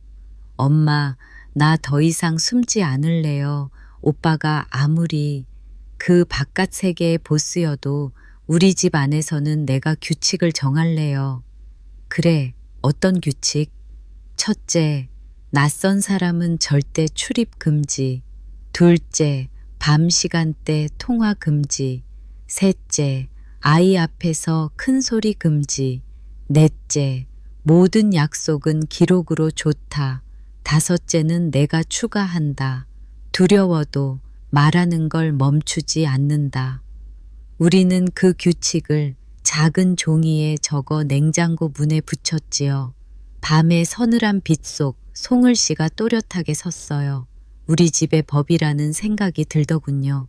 다음 날 아침 은희의 휴대폰에 메신저 연락처 추가 요청이 잇따랐지요. 이름을 보니 대부분 모르는 사람들, 프로필 사진은 바다 무지개 고급 시계 같은 것들. 저는 단호하게 말했어요. 모두 거절. 그리고 메신저 차단 목록에 넣고 스크린샷을 증거 폴더에 저장. 근데 혹시라도 오빠가 정말로 급히 연락할 일이 있으면요. 그때는 변호사 연락처를 주고 거기로 얘기하라고 해. 우리는 기록으로만 대답한다. 짧은 규칙이 습관이 되기까지는 시간이 걸리겠지요. 그렇지만 오늘은 시작했어요. 오전 중에 담당 형사가 다시 연락을 줬지요. 어젯밤 지하주차장 사건 바디캠 영상이 정리됐습니다. 추후 피의자 신문 때 증거로 제출 예정이고요. 그리고 관리사무소에서 키 관리대장이 도착했습니다. 마스터키 열람 시각에 맞춰 엘리베이터 호출 기록도 확보했어요. 그럼 우리 집에 들어온 사람이 윤곽이 잡히고 있어요. 전화 뒤 은희가 떨리는 숨을 내쉬었지요. 엄마, 내일이라도 바로 끝날 것처럼 기대하면 안 되겠죠. 안 된다. 대신 한 걸음씩 끝내자. 오늘은 문을 고쳤고 내일은 마음의 빗장을 덜어내자. 점심때 뜻밖의 호출이 왔어요. 가정법원에서 임시 결정이 떨어졌다는 연락이었지요. 접근 금지 150m, 전기통신 금지, 주거 인근 배회 금지, 즉시 효력 발생입니다. 결정문은 팩스로 경찰서 그리고 보호시설로 송달됩니다. 은희는 의자에서 살짝 흔들리다 제 어깨에 기대었어요. 엄마, 나 살겠다는 마음이 처음으로 들었어요. 살자, 은희야. 이 결정문은 종이가 아니라 내 숨이다. 우리는 결정문의 사본을 다시 USB에도 저장했고 변호사에게도 메일로 보냈지요. 한 장의 종이가 여럿의 기록으로 나뉠 때 없어질 확률이 줄어든다는 걸 요 며칠 사이 뼈저리게 배웠거든요. 그날 오후 변호사 사무실을 찾아가 진술 정리 메모를 함께 검토했어요. 핵심은 일시, 장소, 인물, 행위예요. 감정은 짧게, 사실은 길게. 특히 누가, 언제, 어디서, 무엇을에 초점을 두세요. 녹취는 어떻게 풀까요? 텍스트 전사를 하고 타임코드를 달아주세요. 오전 10시 30분, 수금 단어 등장, 장소, 부산 언급, 이런 식으로. 우리는 사무실 회의실에서 2시간 넘게 앉아 진술서 초안을 만들었지요. 책상 위에 놓인 종이컵 커피가 미지근해질 때까지 저는 펜으로 그날의 냄새와 그날의 색을 눌러 적었어요. 사건은 숫자와 시간으로 움직이지만 사람의 기억은 냄새와 색으로 움직이기도 하더군요. 그래서 저는 둘 다 적었지요. 저녁 시설로 돌아오는 길에 회색 승용차가 멀찍이 따라붙는 게 보였어요. 거리가 적당했고 속도는 애매하게 맞춰져 있었지요. 저는 조수석에서 휴대폰을 꺼내 번호판 사진을 찍어 형사에게 전송했어요. 확인했습니다. 무선 순찰차를 뒤쪽에 붙였어요. 혹시라도 급정거 유도하면 바로 112 누르세요. 네, 차창 밖으로 해가 스르르 기울었고 도시의 간판들이 하나둘 밝아졌지요. 길가 편의점의 초록빛이 방금 전 받은 결정문처럼 반짝여 보였어요. 숨이 조금 길어졌어요. 겨우 밤 아이가 잠들자마자 은희가 제게 말했지요. 엄마, 나 내일 새벽에 잠깐 혼자 나갔다 오고 싶어요. 어디를? 강변으로. 숨 쉬고 오고 싶어요. 계속 실내에만 있으니 미칠 것 같아서 좋아. 대신 2사람 이상, 밝은 시간, 사람 많은 구간, 위치 공유, 그리고 형사에게 사전 통지. 엄마는 같이 가요? 그럼 둘이 가자. 우리는 가방에 작은 비상약 파우치, 보조 배터리, 현금 소액, 교통카드를 나눠 담았어요. 신발끈을 단단히 묶는 그 사소한 동작이 이상하게도 큰 결심처럼 느껴졌지요. 새벽 강변 산책로에 서니 바람이 얼굴을 스쳤지요. 전날보다 조금 덜 차가운 바람이었어요. 은희가 난간에 손을 올리고 멀리 다리 아래 파란 등을 보고 있었어요. 엄마, 나 어릴 때 생각나요. 시험 망치고 울면서 집에 들어오면 엄마가 밥 먹고 울자고 하던 거. 그랬지. 우리 지금도 그랬으면 좋겠어요. 살고 나서 울자. 좋다. 오늘 밥 먹고 살자. 울 일은 밥 먹고 나서 하자. 우리는 한참을 말없이 서 있었지요. 물 위로 새벽배가 아주 느리게 지나가고 배가 남긴 물결이 강둑에 닿을 때마다 사각사각 소리가 났어요. 세상은 계속 움직이고 있더군요. 우리의 불안과는 상관없이. 해가 머리카락을 스칠 만큼 올라왔을 때 형사에게서 전화가 왔어요. 결정문 송달 확인. 오늘부터 순찰 시간표 조정 들어갑니다. 그리고 김민호 측에서 변호인 선임계를 냈습니다. 다음 주에 소환 조사가 잡힐 거예요. 그 사람 쉽게 안 나올 수도 있겠죠. 그럴 수도 있죠. 다만 금융계좌 동결 일부가 검토 중이라 움직일 겁니다. 전화를 끊고 저는 강변 난간을 한 번 더 꼭 잡았지요. 움직인다는 말이 오늘은 우리 쪽으로 기울어 보였어요. 아주 조금, 그러나 분명하게. 낮, 집에 들러 옷가지를 더 챙기려던 우리는 또 한 번 멈칫했지요. 현관 앞 배달 상자 하나가 놓여 있었거든요. 주문한 적이 없는 상자였어요. 발신인은 행복 가득 같은 모호한 상호였지요. 열지 마. 사진 찍고 반송 요청해. 혹시 카메라라도? 열지 않는 게 답이다. 그리고 엘리베이터 카메라 위치에서 사진 한 장 더 관리사무소에 통화해 무단 택배 반송을 요청하자. 경비 아저씨가 올라와 상자를 가져갔어요. 요즘 이런 거 많습니다. 열면 끝도 없어요. 문 앞 택배는 보관실 거치 원칙으로 바꾸시죠.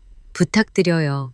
문 앞에서 상자가 사라지는 걸 보니 뭉근한 열이 살짝 빠져나가는 것 같았지요. 작은 것부터 삶을 원래 자리로 돌려놓는 기분이었어요. 저녁 변호사에게서 메시지가 왔어요. 내일 사실조회 회신 일부 도착 예정.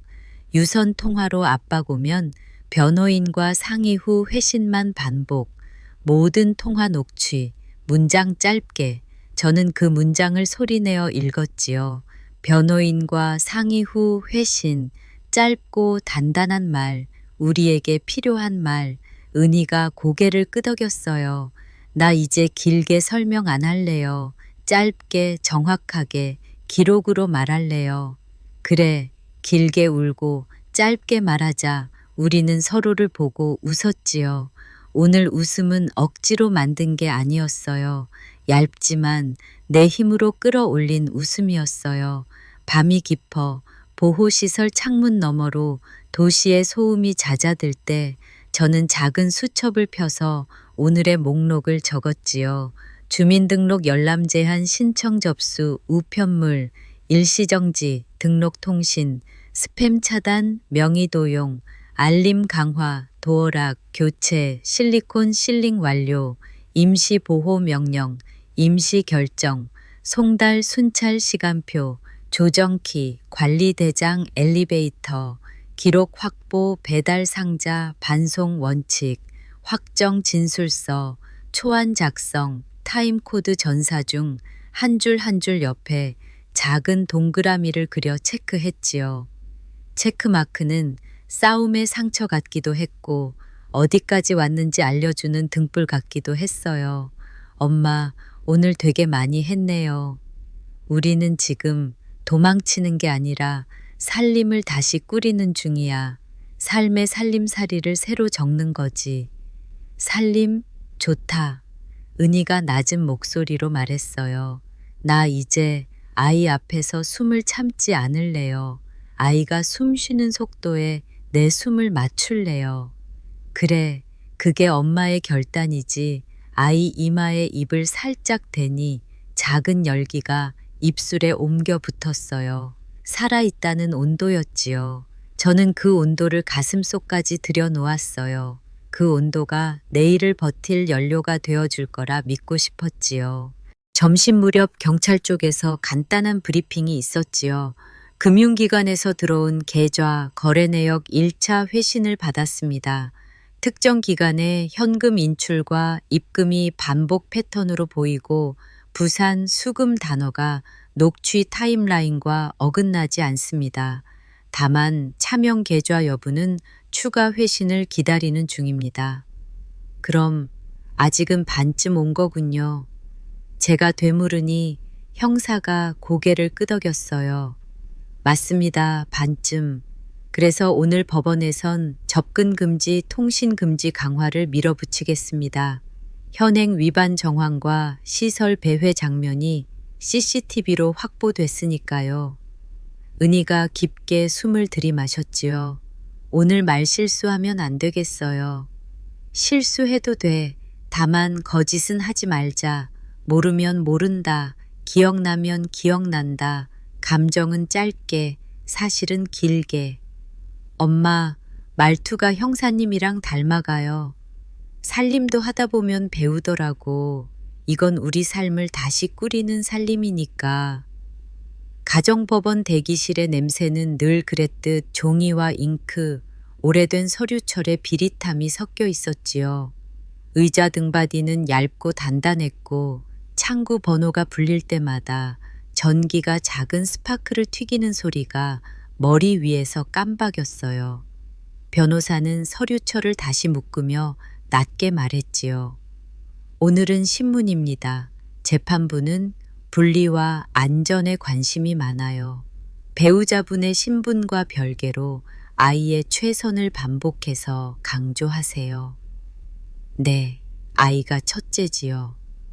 그리고 질문이 돌면 결정문 효력을 일상에서 어떻게 실행하고 있는지 구체적으로 말해주세요. 예를 들면 문 앞 택배 반송 원칙, 도어락 심지 교체, 순찰 시간표 조정 같은 생활 절차요. 신문실 앞에서 잠깐 마주친 사람이 있었지요.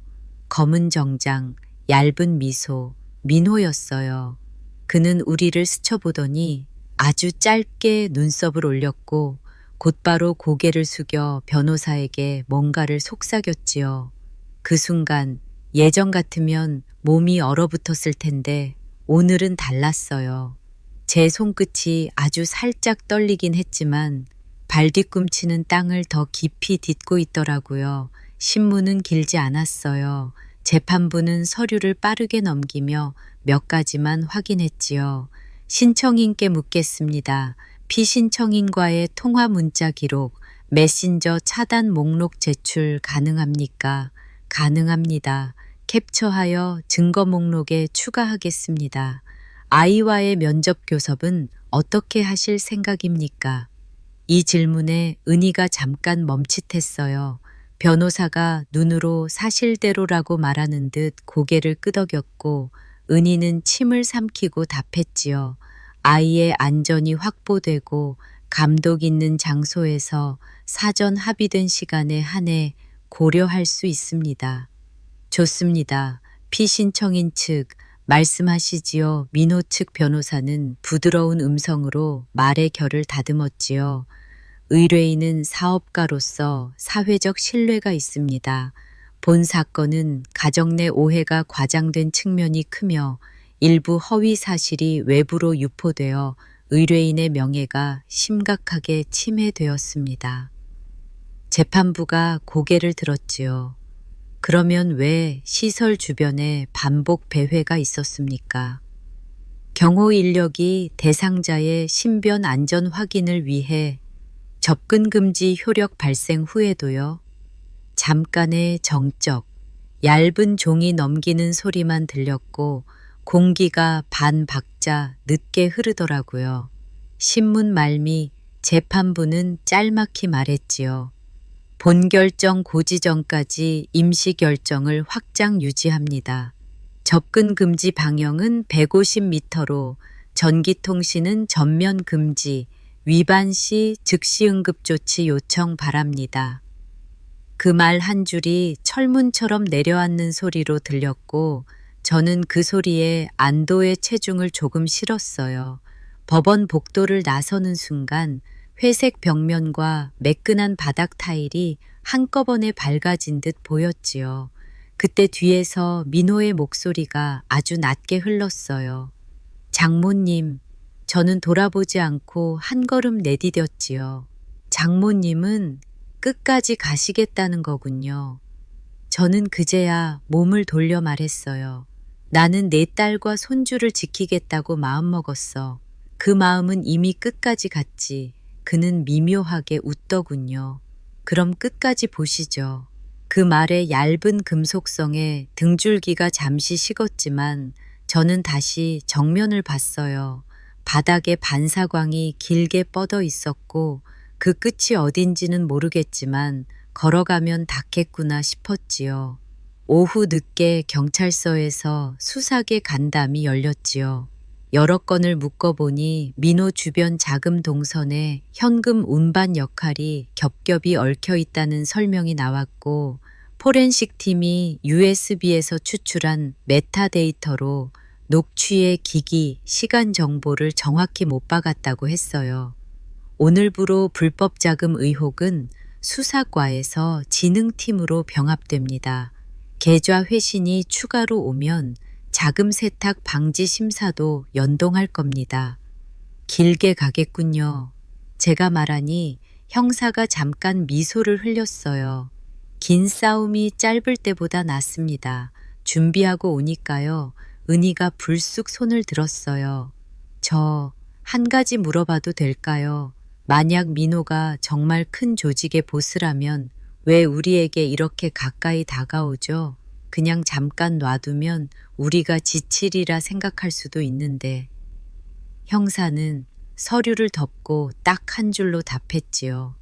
가까이 있어야 두려움이 유지되거든요. 멀리서 지키는 힘보다 바로 앞에서 숨을 막히게 하는 힘이 더 오래 간다고 믿는 사람들이 있어요. 그 믿음을 기록으로 깨는 중입니다. 그 말이 뼈에 박히더군요. 우리는 가까이의 공포를 가까이의 기록으로 바꾸고 있었어요. 그것이 오늘 우리가 하는 일의 전부였지요. 저녁 보호시설로 돌아가는 길에 아이가 깜박 잠들었고 입술 옆에 우유 자국이 살짝 말라붙어 있었어요. 은희가 손가락으로 조심스레 닦아주며 중얼거렸지요. 엄마, 나 오늘 법원에서 묻는 아이의 최선이라는 말 듣고 머릿속이 번쩍했어요. 그랬지. 그래서 앞으로 민호에게 말할 때 꼭 아이 기준으로만 말하려고요. 나가 아니라 아이. 그게 우리를 살릴 언어 같아요. 옳다. 삶은 단어에서 시작되더라. 오늘 우리 언어가 한 뼘 자랐네. 밤을 막 건너자 변호사에게서 메시지가 왔지요. 내일 오전 피의자 신문 일정 통보 예상. 상대 측에서 합의 제한 가능성 있음. 조건 미상. 제안이 오면 즉답 금지. 변호인과 상의 후 회신. 감정 접촉 금지. 기록만. 합의라는 단어가 잠깐 마음을 휘저었지만 저는 스스로에게 말했지요. 쉬운 문으로 들어가면 나올 문도 쉬울 거라고 누군가는 믿겠지. 우리는 문턱을 지키는 쪽이 되자고. 은희는 결연하게 고개를 끄덕였어요. 엄마, 혹시 민호가 아이 면접 교섭을 미끼로 합의를 흔들면 어떡하죠? 그때도 기준은 같다. 감독, 시간, 장소, 기록, 그 넷을 어기면 대답도 없다. 알겠어요. 흔들리지 않게 연습할래요. 좋다. 짧게 말하기 연습하자. 변호인과 상의 후 회신. 결정문에 따르겠습니다.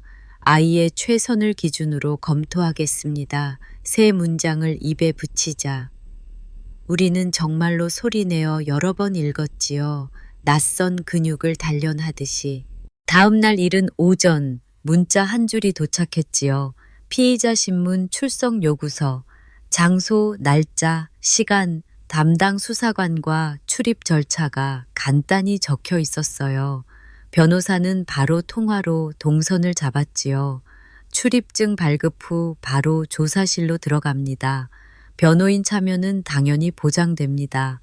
예상 질문지는 제가 밤새 정리했으니 오늘은 모른다와 기억난다의 경계를 우리가 정합니다. 혹시 아이 얘기를 꺼내서 흔들면요. 그럼 준비한 문장을 말하고 침묵권을 행사하세요. 감정의 물꼬는 그 순간 생기니까요. 출석 요구서의 활자들이 썰물처럼 후두둑 빠져나가는 느낌이 들었지만 저는 깊게 숨을 들이마시고 한 글자씩 다시 읽었지요. 글자가 문장이고 문장이 길이니까요. 경찰서 복도는 차갑게 반짝였고 조사실 문은 무광의 회색으로 익숙했지요.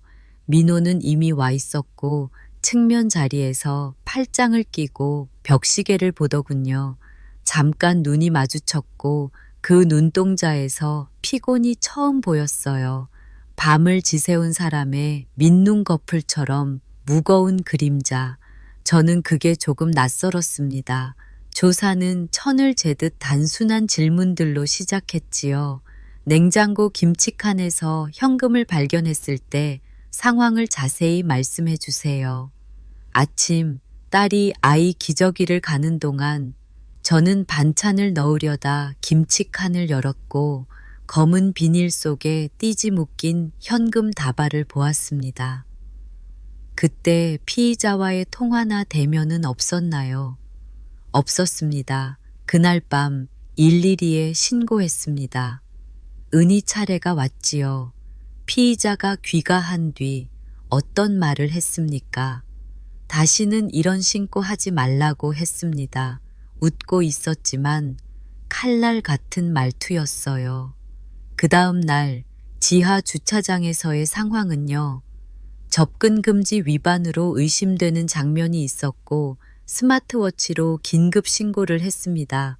바디캠과 고정 CCTV에 그 장면이 남아 있습니다. 민호는 한동안 침묵하다가 변호사를 스치듯 보고 조용히 입을 열었지요.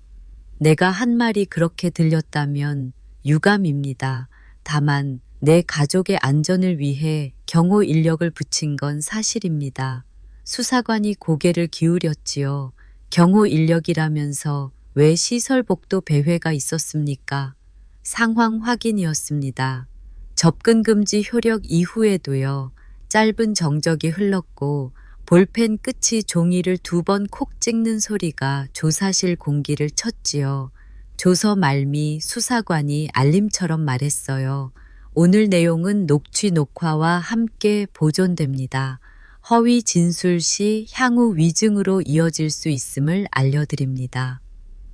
민호의 미간이 아주 살짝 떨리더군요. 처음 보는 흔들림이었어요.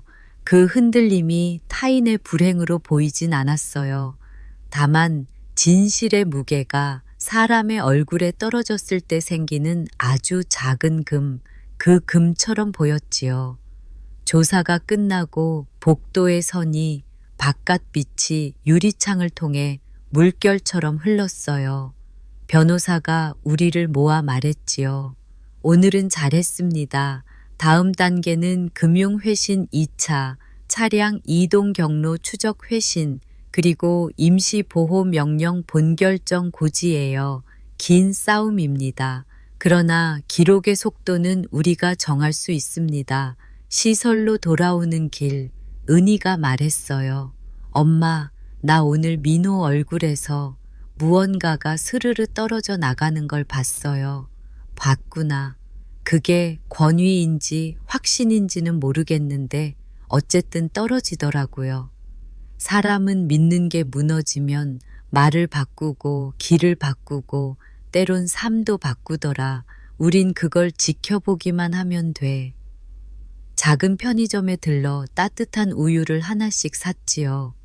계산대 영수증의 시간 스탬프가 또 하나의 줄을 늘려주었고 저는 그 종이를 지갑 속 증거칸에 슬며시 끼워 넣었어요. 별것 아닌 종이 한 장이지만 오늘의 우리를 누군가 물을 때 우리는 그 시간에 거기 있었다고 말해줄 작은 증인이니까요.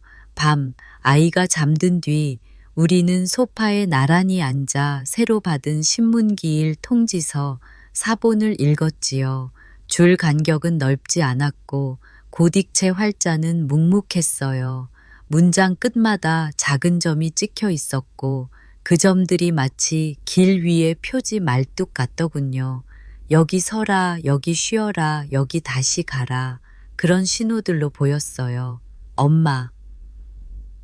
오늘은 이상하게 창밖을 봐도 검은 차가 떠오르지 않아요. 아주 조금 우리 쪽으로 기울었겠지.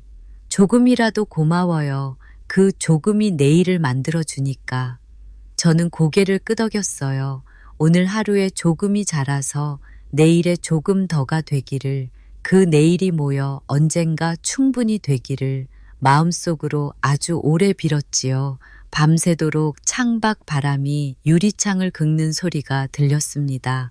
방 안 공기는 고요했지만 제 마음은 달그락거리는 컵처럼 흔들렸지요. 아이는 곤히 자고 있었고 은희는 작은 스탠드 불빛에 기대어 일기를 쓰고 있었습니다. 그녀가 적는 글씨는 삐뚤빼뚤했지만 거기에 담긴 결심은 단단해 보였지요. 엄마, 이제는 내가 민호 오빠랑 끝까지 싸워야겠다는 생각이 들어요. 그래, 하지만 싸움은 주먹으로 하는 게 아니야. 기록과 증거로 하는 거다. 알아요. 그래서 쓰고 있어요. 오늘 법원에서 들은 말, 조사실에서 했던 대답, 내가 느낀 감정까지. 은희는 작은 수첩을 덮으며 한숨을 내쉬었어요. 그 한숨에 지난 몇 달이 담겨 있는 듯 했지요. 아침 변호사에게서 연락이 왔습니다. 오늘 오후 피의자 신문이 이어집니다. 민호 측이 합의 제안을 던질 수 있으니 주의하세요. 흔히 아이 면접 교섭권이나 재산 분할 이야기를 미끼로 꺼냅니다. 어떻게 대답해야 하나요? 제가 물었지요. 항상 똑같습니다. 변호인과 상의 후 회신. 그 문장 외에는 감정 섞지 마세요. 저는 머릿속으로 여러 번 그 문장을 따라 중얼거렸습니다. 짧고 단단한 문장, 그것이 방패가 될 거라 믿었지요. 점심 무렵 은희의 휴대폰으로 문자 한 통이 도착했지요. 은희야, 너만 괜찮으면 아이는 끝까지 지켜줄게. 하지만 엄마가 계속 이렇게 나오면 나도 더 세게 나갈 수밖에 없다. 발신자는 민호였습니다. 은희의 얼굴이 하얘졌지요. 엄마, 이건 협박이에요, 그쵸? 그래, 그래서 더더욱 기록해야 해. 스크린샷 찍고 증거 목록에 넣자. 통신금지 명령 위반이라는 표시도 같이 붙여서. 우리는 문자를 캡처해 증거 폴더에 저장하고 변호사와 담당 형사에게 동시에 전송했지요. 그 순간 민호의 위협은 우리 손안에서 또 다른 기록으로 바뀌었습니다. 오후 경찰서 조사실에서 민호와 다시 마주했습니다. 그는 여전히 단정한 셔츠에 얇은 미소를 띠고 있었지만 눈 밑 그림자가 짙게 내려앉아 있었지요. 수사관이 자료를 들고 말했습니다. 피의자 통신금지 효력 발생 이후에도 배우자에게 문자 전송한 사실이 확인됐습니다. 인정합니까? 민호는 잠깐 침묵하다가 그건 가족의 안위를 걱정해서 보낸 겁니다. 그러나 법원 결정에 위배됩니다. 이 부분은 명백한 위반으로 송치됩니다. 그 순간 저는 처음으로 민호의 미소에서 균열을 보았습니다. 입꼬리는 여전히 올라가 있었지만 눈동자가 흔들리고 있었어요. 그 흔들림이 아주 작은 금처럼 퍼져나가더군요. 조사가 끝난 뒤 변호사가 우리를 따로 불러 말했지요. 상대가 이제는 합의 시도를 본격적으로 할 겁니다. 재산 일부를 떼어주겠다든지 아이를 보게 해주겠다든지. 하지만 그 속뜻은 단 하나예요. 기록을 멈춰라. 그러니 어떤 제안도 즉답하지 말고 반드시 저를 통해 답하세요. 네, 변호사님. 그리고 내일 법원 본결정 고지가 있을 겁니다. 긴장 마세요. 오늘까지 버텼으니 내일은 결과를 받는 날입니다. 은희는 고개를 끄덕이며 손끝으로 눈물을 닦았습니다. 엄마, 나 이제 더는 흔들리지 않을래요. 어떤 말이 와도 나는 아이와 엄마만 보고 갈래요. 그래, 은희야. 우리가 지켜야 할 건 단 하나니까. 저녁 보호시설 복도에서 다시 발자국 소리가 들렸습니다. 하지만 이번에는 두려움보다 분노가 먼저 올라왔습니다. 저는 곧장 스마트워치 버튼을 눌렀지요. 긴급 신고 접수. 말씀하세요. 보호시설 복도에 또다시 수상한 사람 있습니다. 순찰차 출동합니다. 이미 접근 금지 위반자 명단이 공유돼 있습니다. 잠시 뒤 파란 경광등이 창밖을 가르며 번쩍였고 발자국 소리는 뿌리 뽑히듯 사라졌습니다. 은희는 창문을 닫으며 낮게 말했지요. 엄마, 이제는 무섭기보다 지긋지긋해요. 그래, 그래서 우리가 끝까지 가야 하는 거야. 지긋지긋함이야말로 사람을 움직이는 힘이지. 밤이 깊어가자 우리는 식탁 위에 놓인 모든 서류를 정리했습니다. 임시보호명령 결정문 사본 문자, 캡처 화면 경찰 진술서 변호사, 자문 메모, 증거 목록 업데이트. 저는 작은 스탬플러로 그것들을 묶으며 중얼거렸습니다. 이게 우리 무기야. 눈에 보이지 않아도 이게 칼보다 강하다. 은희는 제 손을 덮으며 말했지요. 엄마, 나 이제 알았어요. 기록이 우리 수미자 칼이라는 걸. 아이의 자는 얼굴 위로 밤빛이 고요히 번졌습니다. 긴 싸움은 아직 끝나지 않았지만 우리는 적어도 오늘 하루를 붙들었습니다. 그리고 내일 법원의 본결정이 내려오면 또 하나의 문이 열릴 겁니다. 밤을 새운 듯한 새벽이 지나가고 창틀에 걸린 바람이 조금 부드러워졌어요. 보호시설 복도 끝 창문에서 들어온 빛이 바닥을 길게 긁고 그 위로 아이의 작은 발소리가 통통 떨어졌지요. 전날 밤 스탬플러가 종이를 찍던 딱 소리가 아직 귓속에 머물러 있었는데 이상하게도 그 소리가 오늘은 커튼을 여는 소리처럼 들리더라고요. 엄마, 오늘 본결정 고지 나온대요. 그래, 오늘은 듣는 날이지. 듣고 숨부터 쉬어요. 그 다음에 밥 먹고 울자. 그랬지 우리가. 은희가 웃으면서 고개를 끄덕였고 아이는 손목에 스마트워치를 만지작거리다 제 손바닥에 장난처럼 툭 얹었어요. 할머니, 이거 누르면 삐용삐용 와요. 그래, 이제 안 누르면 더 좋겠고. 오전이 차에 밝기도 전에 변호사에게 전화가 왔지요. 본결정 고지입니다. 접근 금지 150m, 전기통신 금지, 주거 직장 어린이집 인근 배회 금지, 효력은 즉시, 위반 시 즉시 응급조치 및 간접 강제 병과 가능. 재판부가 사유를 길게 적었습니다. 신청인과 아이의 안전이 최우선이라고요. 고맙습니다.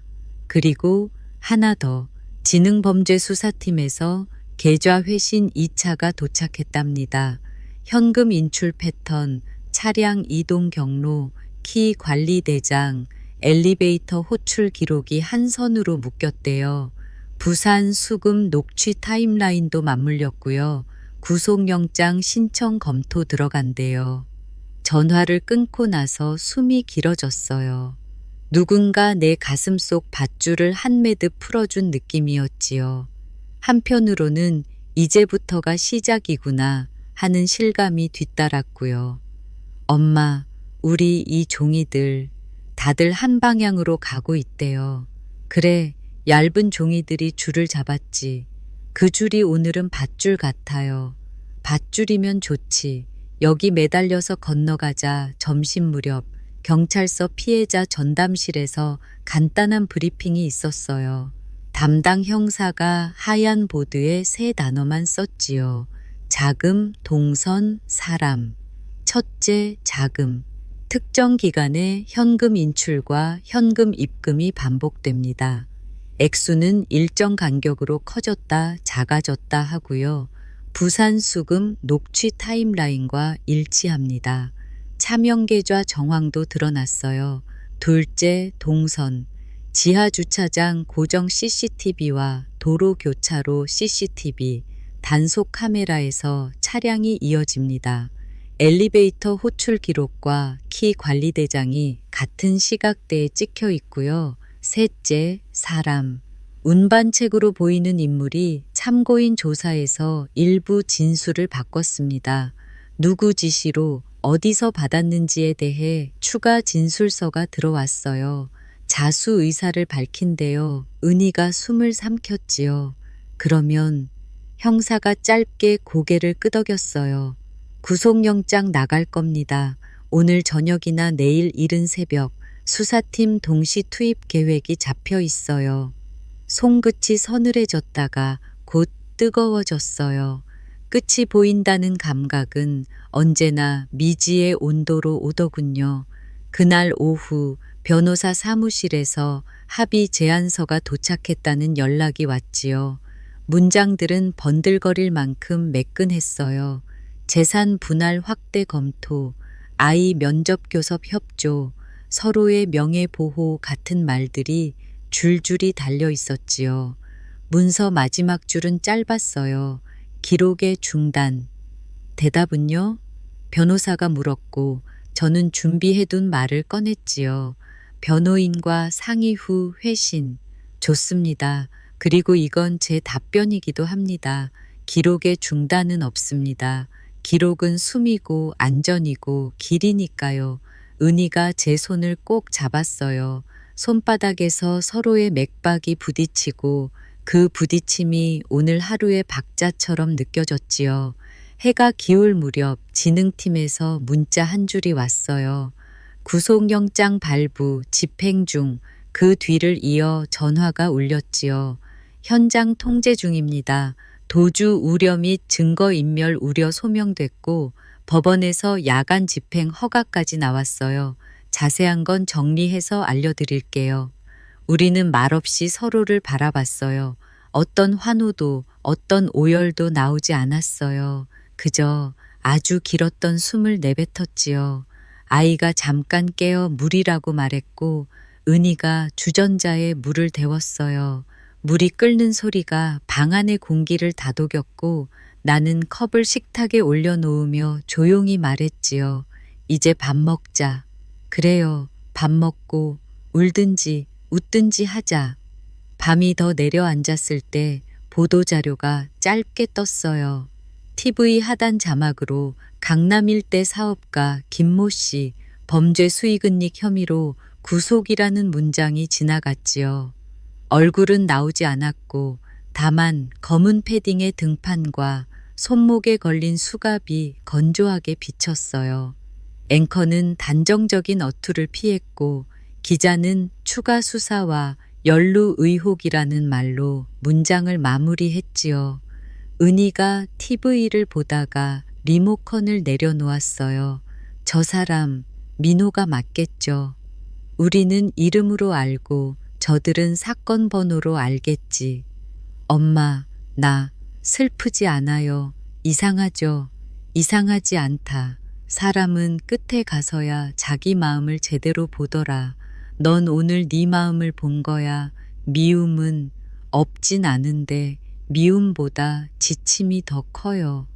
그래, 지친 마음엔 미움도 힘이 들지.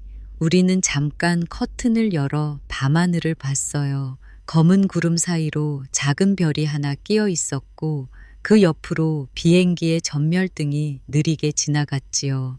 산 사람은 밥을 먹고 자고 다시 일어나서 걷는다는 말이 떠올랐고 그 단순한 문장이 오늘은 가장 큰 진실처럼 느껴졌어요. 이튿날 가정법원에서 본결정 등본이 송달되었고 경찰서에서는 피해자 보호 계획표를 재조정했어요. 순찰 시간표, 보호시설 출입 통제, 어린이집 동행 절차까지 촘촘히 적힌 표를 보니 어깨가 더 펴졌지요. 담당 형사는 마지막에 짧게 말했어요. 오늘부터는 위험 회피에서 생활 회복 단계로 넘어갑니다. 도어락 유지 보수 주기, 엘리베이터 호출 습관, 문 앞 택배 보관실 거치 같은 생활 규칙을 계속 지키세요. 제일 중요한 건 계속 숨 쉬는 겁니다. 네, 숨 쉬겠습니다. 그리고 진술서 보충 마지막 줄에 아이의 최선이라는 문장을 꼭 적어주세요. 재판부가 그 문장에 오래 머뭅니다. 은희가 서류에 그 문장을 공들여 적었어요. 아이의 최선. 글자마다 작은 쉼표가 들어있는 듯 가지런했지요. 며칠이 흘렀고 우리는 보호시설에서 짐을 빼 집으로 잠깐 들렀어요. 그동안 갈아 끼운 도어락이 또렷하게 빛났고 문틀의 실리콘은 마른 잇몸처럼 단단했지요. 현관을 열자 오래된 살 냄새와 새로 산 방향제 냄새가 섞여 이상하게도 우리 집이 냄새로 돌돌 말려 들어왔어요. 거실 한가운데 냉장고가 조용히 서 있었지요. 한때 김칙한 뒤가 세상을 뒤흔들던 구멍처럼 느껴졌는데 오늘은 그냥 반찬통을 품은 큰 상자일 뿐이었어요. 저는 냉장고 문을 열어 하얀 김을 한번 쐬고 조용히 닫았어요. 딸깍, 작고 선명한 소리. 예전에는 경고 같았는데 오늘은 잘 닫혔다는 확인처럼 들리더군요. 엄마, 미역국 끓일까요? 그럴까? 아이가 좋아하니 바지락도 조금 넣고 은희가 고개를 끄덕였고 우리는 시장에 들러 미역과 바지락, 두부, 파, 마늘을 샀어요. 영수증 시간 스탬프를 자연스레 지갑에 넣는 버릇이 몸에 박혔지만 오늘은 그 종이가 증거가 아니라 살림의 기록처럼 느껴졌지요. 주방에 국물이 자글자글 끓고 파를 송송 썰어 올리자 집 안 공기가 금세 따뜻해졌어요. 아이는 숟가락을 들고 미역국 냄새 하며 웃었고 저는 그 웃음이 우리 집 천장에 구름처럼 퍼지는 걸 보았지요. 은희야, 너도 한 숟갈 먼저 먹어봐. 은희가 조심스레 국을 떠서 입에 넣고는 눈을 감았어요. 아, 집 맛. 그래, 집 맛이지. 엄마, 나 울 것 같아요. 근데 기분 좋은 울음 울어도 된다. 오늘은 울어도 괜찮다. 우리는 밥을 먹었고 밥을 먹으니 말이 길어졌어요. 말이 길어지다가도 괜히 서로의 손을 만지작거리며 멈추곤 했지요.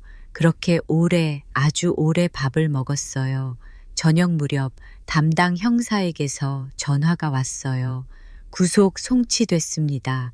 범죄 수의 근닉 규제법 위반, 조직 범죄 특례 검토, 증거인멸 교사 정황까지 묶입니다. 공범들 진술이 이어지는 중이고요. 길게 갈 겁니다. 하지만 오늘은 쉬셔도 됩니다. 고생 많으셨습니다. 아닙니다. 다만 부탁 하나만, 기록을 멈추지 마세요. 그게 끝까지 가는 힘입니다. 알겠습니다. 끝까지 갈게요. 형사의 숨이 수화기 너머에서 짧게 흔들렸다가 잦아들었고 저는 사람의 일이란 게 결국 서로의 숨으로 연결되는구나 싶었지요. 밤, 아이가 그림을 그렸어요. 파란 하늘 아래 집 하나, 문이 활짝 열려 있고 그 앞에 엄마와 아이, 그리고 키 작은 할머니가 서 있었지요. 오래전 그 그림과 닮았는데 다른 점이 하나 있었어요. 집 옆에 나무가 그려졌고 그 나무 가지에 작은 새가 앉아 있었지요. 새가 왜 있어? 집에 노래하라고, 무섭지 말라고, 그래, 노래해 준대네. 은희가 그 그림을 냉장고 문에 붙였어요. 테이프가 쓱 하고 종이를 부드럽게 문지르며 붙었고 그 소리가 한 장의 결심처럼 들렸지요. 냉장고 문짝 위 작은 자석들, 아이의 예방접종표, 우리 집 규칙 메모, 순찰 시간표에 별표 쳐둔 칸, 그 사이에 새 그림이 자연스럽게 자리를 찾았어요. 며칠 뒤 우리는 가정법원에 다시 들러 본결정 등본을 추가 발급받아 USB에 저장했어요. 변호사는 마지막으로 양육비 면접 교섭 관련 안내를 설명했지요. 혹시라도 면접 교섭을 원하면 감독기관에서 진행합니다. 장소, 시간, 횟수는 법원 지침에 따르고요. 무엇보다 아이의 최선이 기준입니다. 어떤 조건도 그 기준을 넘어설 수 없어요. 그 문장은 잊지 않을게요.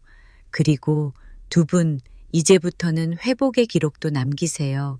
오늘 아이가 잘 잤다, 시장에 다녀왔다, 미역국을 끓였다 같은 것들이요. 증거가 아닌 기록이겠네요. 맞아요. 삶의 증언이죠. 나오면서 우리는 법원 앞 분수대에 잠깐 앉아 바지를 털었어요. 햇빛이 눈부셔서 이마를 찡그렸는데 그 찡그림 안에 웃음이 조금 섞여 있었지요. 돌아오는 길 관리사무소에 들러 CCTV 보존 요청 해제서를 작성했어요. 경비 아저씨가 모자를 벗으며 말했지요. 그동안 고생 많으셨어요. 이제 방문일지에 아이와 산책 같은 문장도 적어보세요. 마음이 좀 풀립니다. 네, 그렇게 해볼게요. 우리는 진짜로 그날 저녁 방문일지 칸에 아이와 산책이라고 적었어요. 날짜와 시간, 동행자 이름, 산책 코스. 기록은 여전히 선명했지만 그 선명함이 오늘은 다정했지요. 밤, 창문을 걸친 바람이 부드럽게 넘어왔고 냉장고 모서리에 붙은 새 그림이 살짝 들썩였어요. TV는 꺼져 있었고 우리는 커튼을 반쯤 걷은 채 오래 서 있었습니다. 엄마, 민호에게 미움이 사라질까요? 시간이 하는 일이 있다. 우리 힘으로는 못하는 것들. 그건 시간에게 맡기자. 우리는 뭘 할까요? 밥하고 일하고 아이 재우고 서로 안부 묻고 또 기록하자. 좋은 것도 적고 좋아요. 오늘의 좋은 것 하나씩 말하고 잘까요? 좋다. 나는 오늘 미역국 냄새. 나는 본결정 등본 위 고딕체 활자. 민재 너는? 새. 우리는 웃었어요. 오래 웃었고 웃다가 지쳐서 잠들었지요.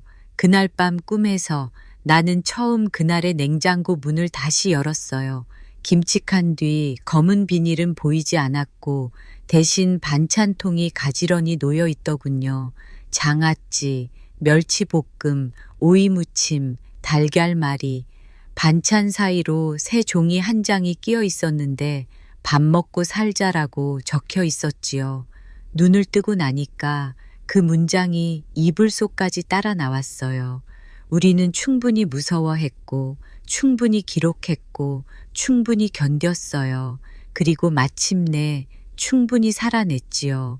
완벽하지 않더라도 오늘의 숨이 내일로 이어질 만큼은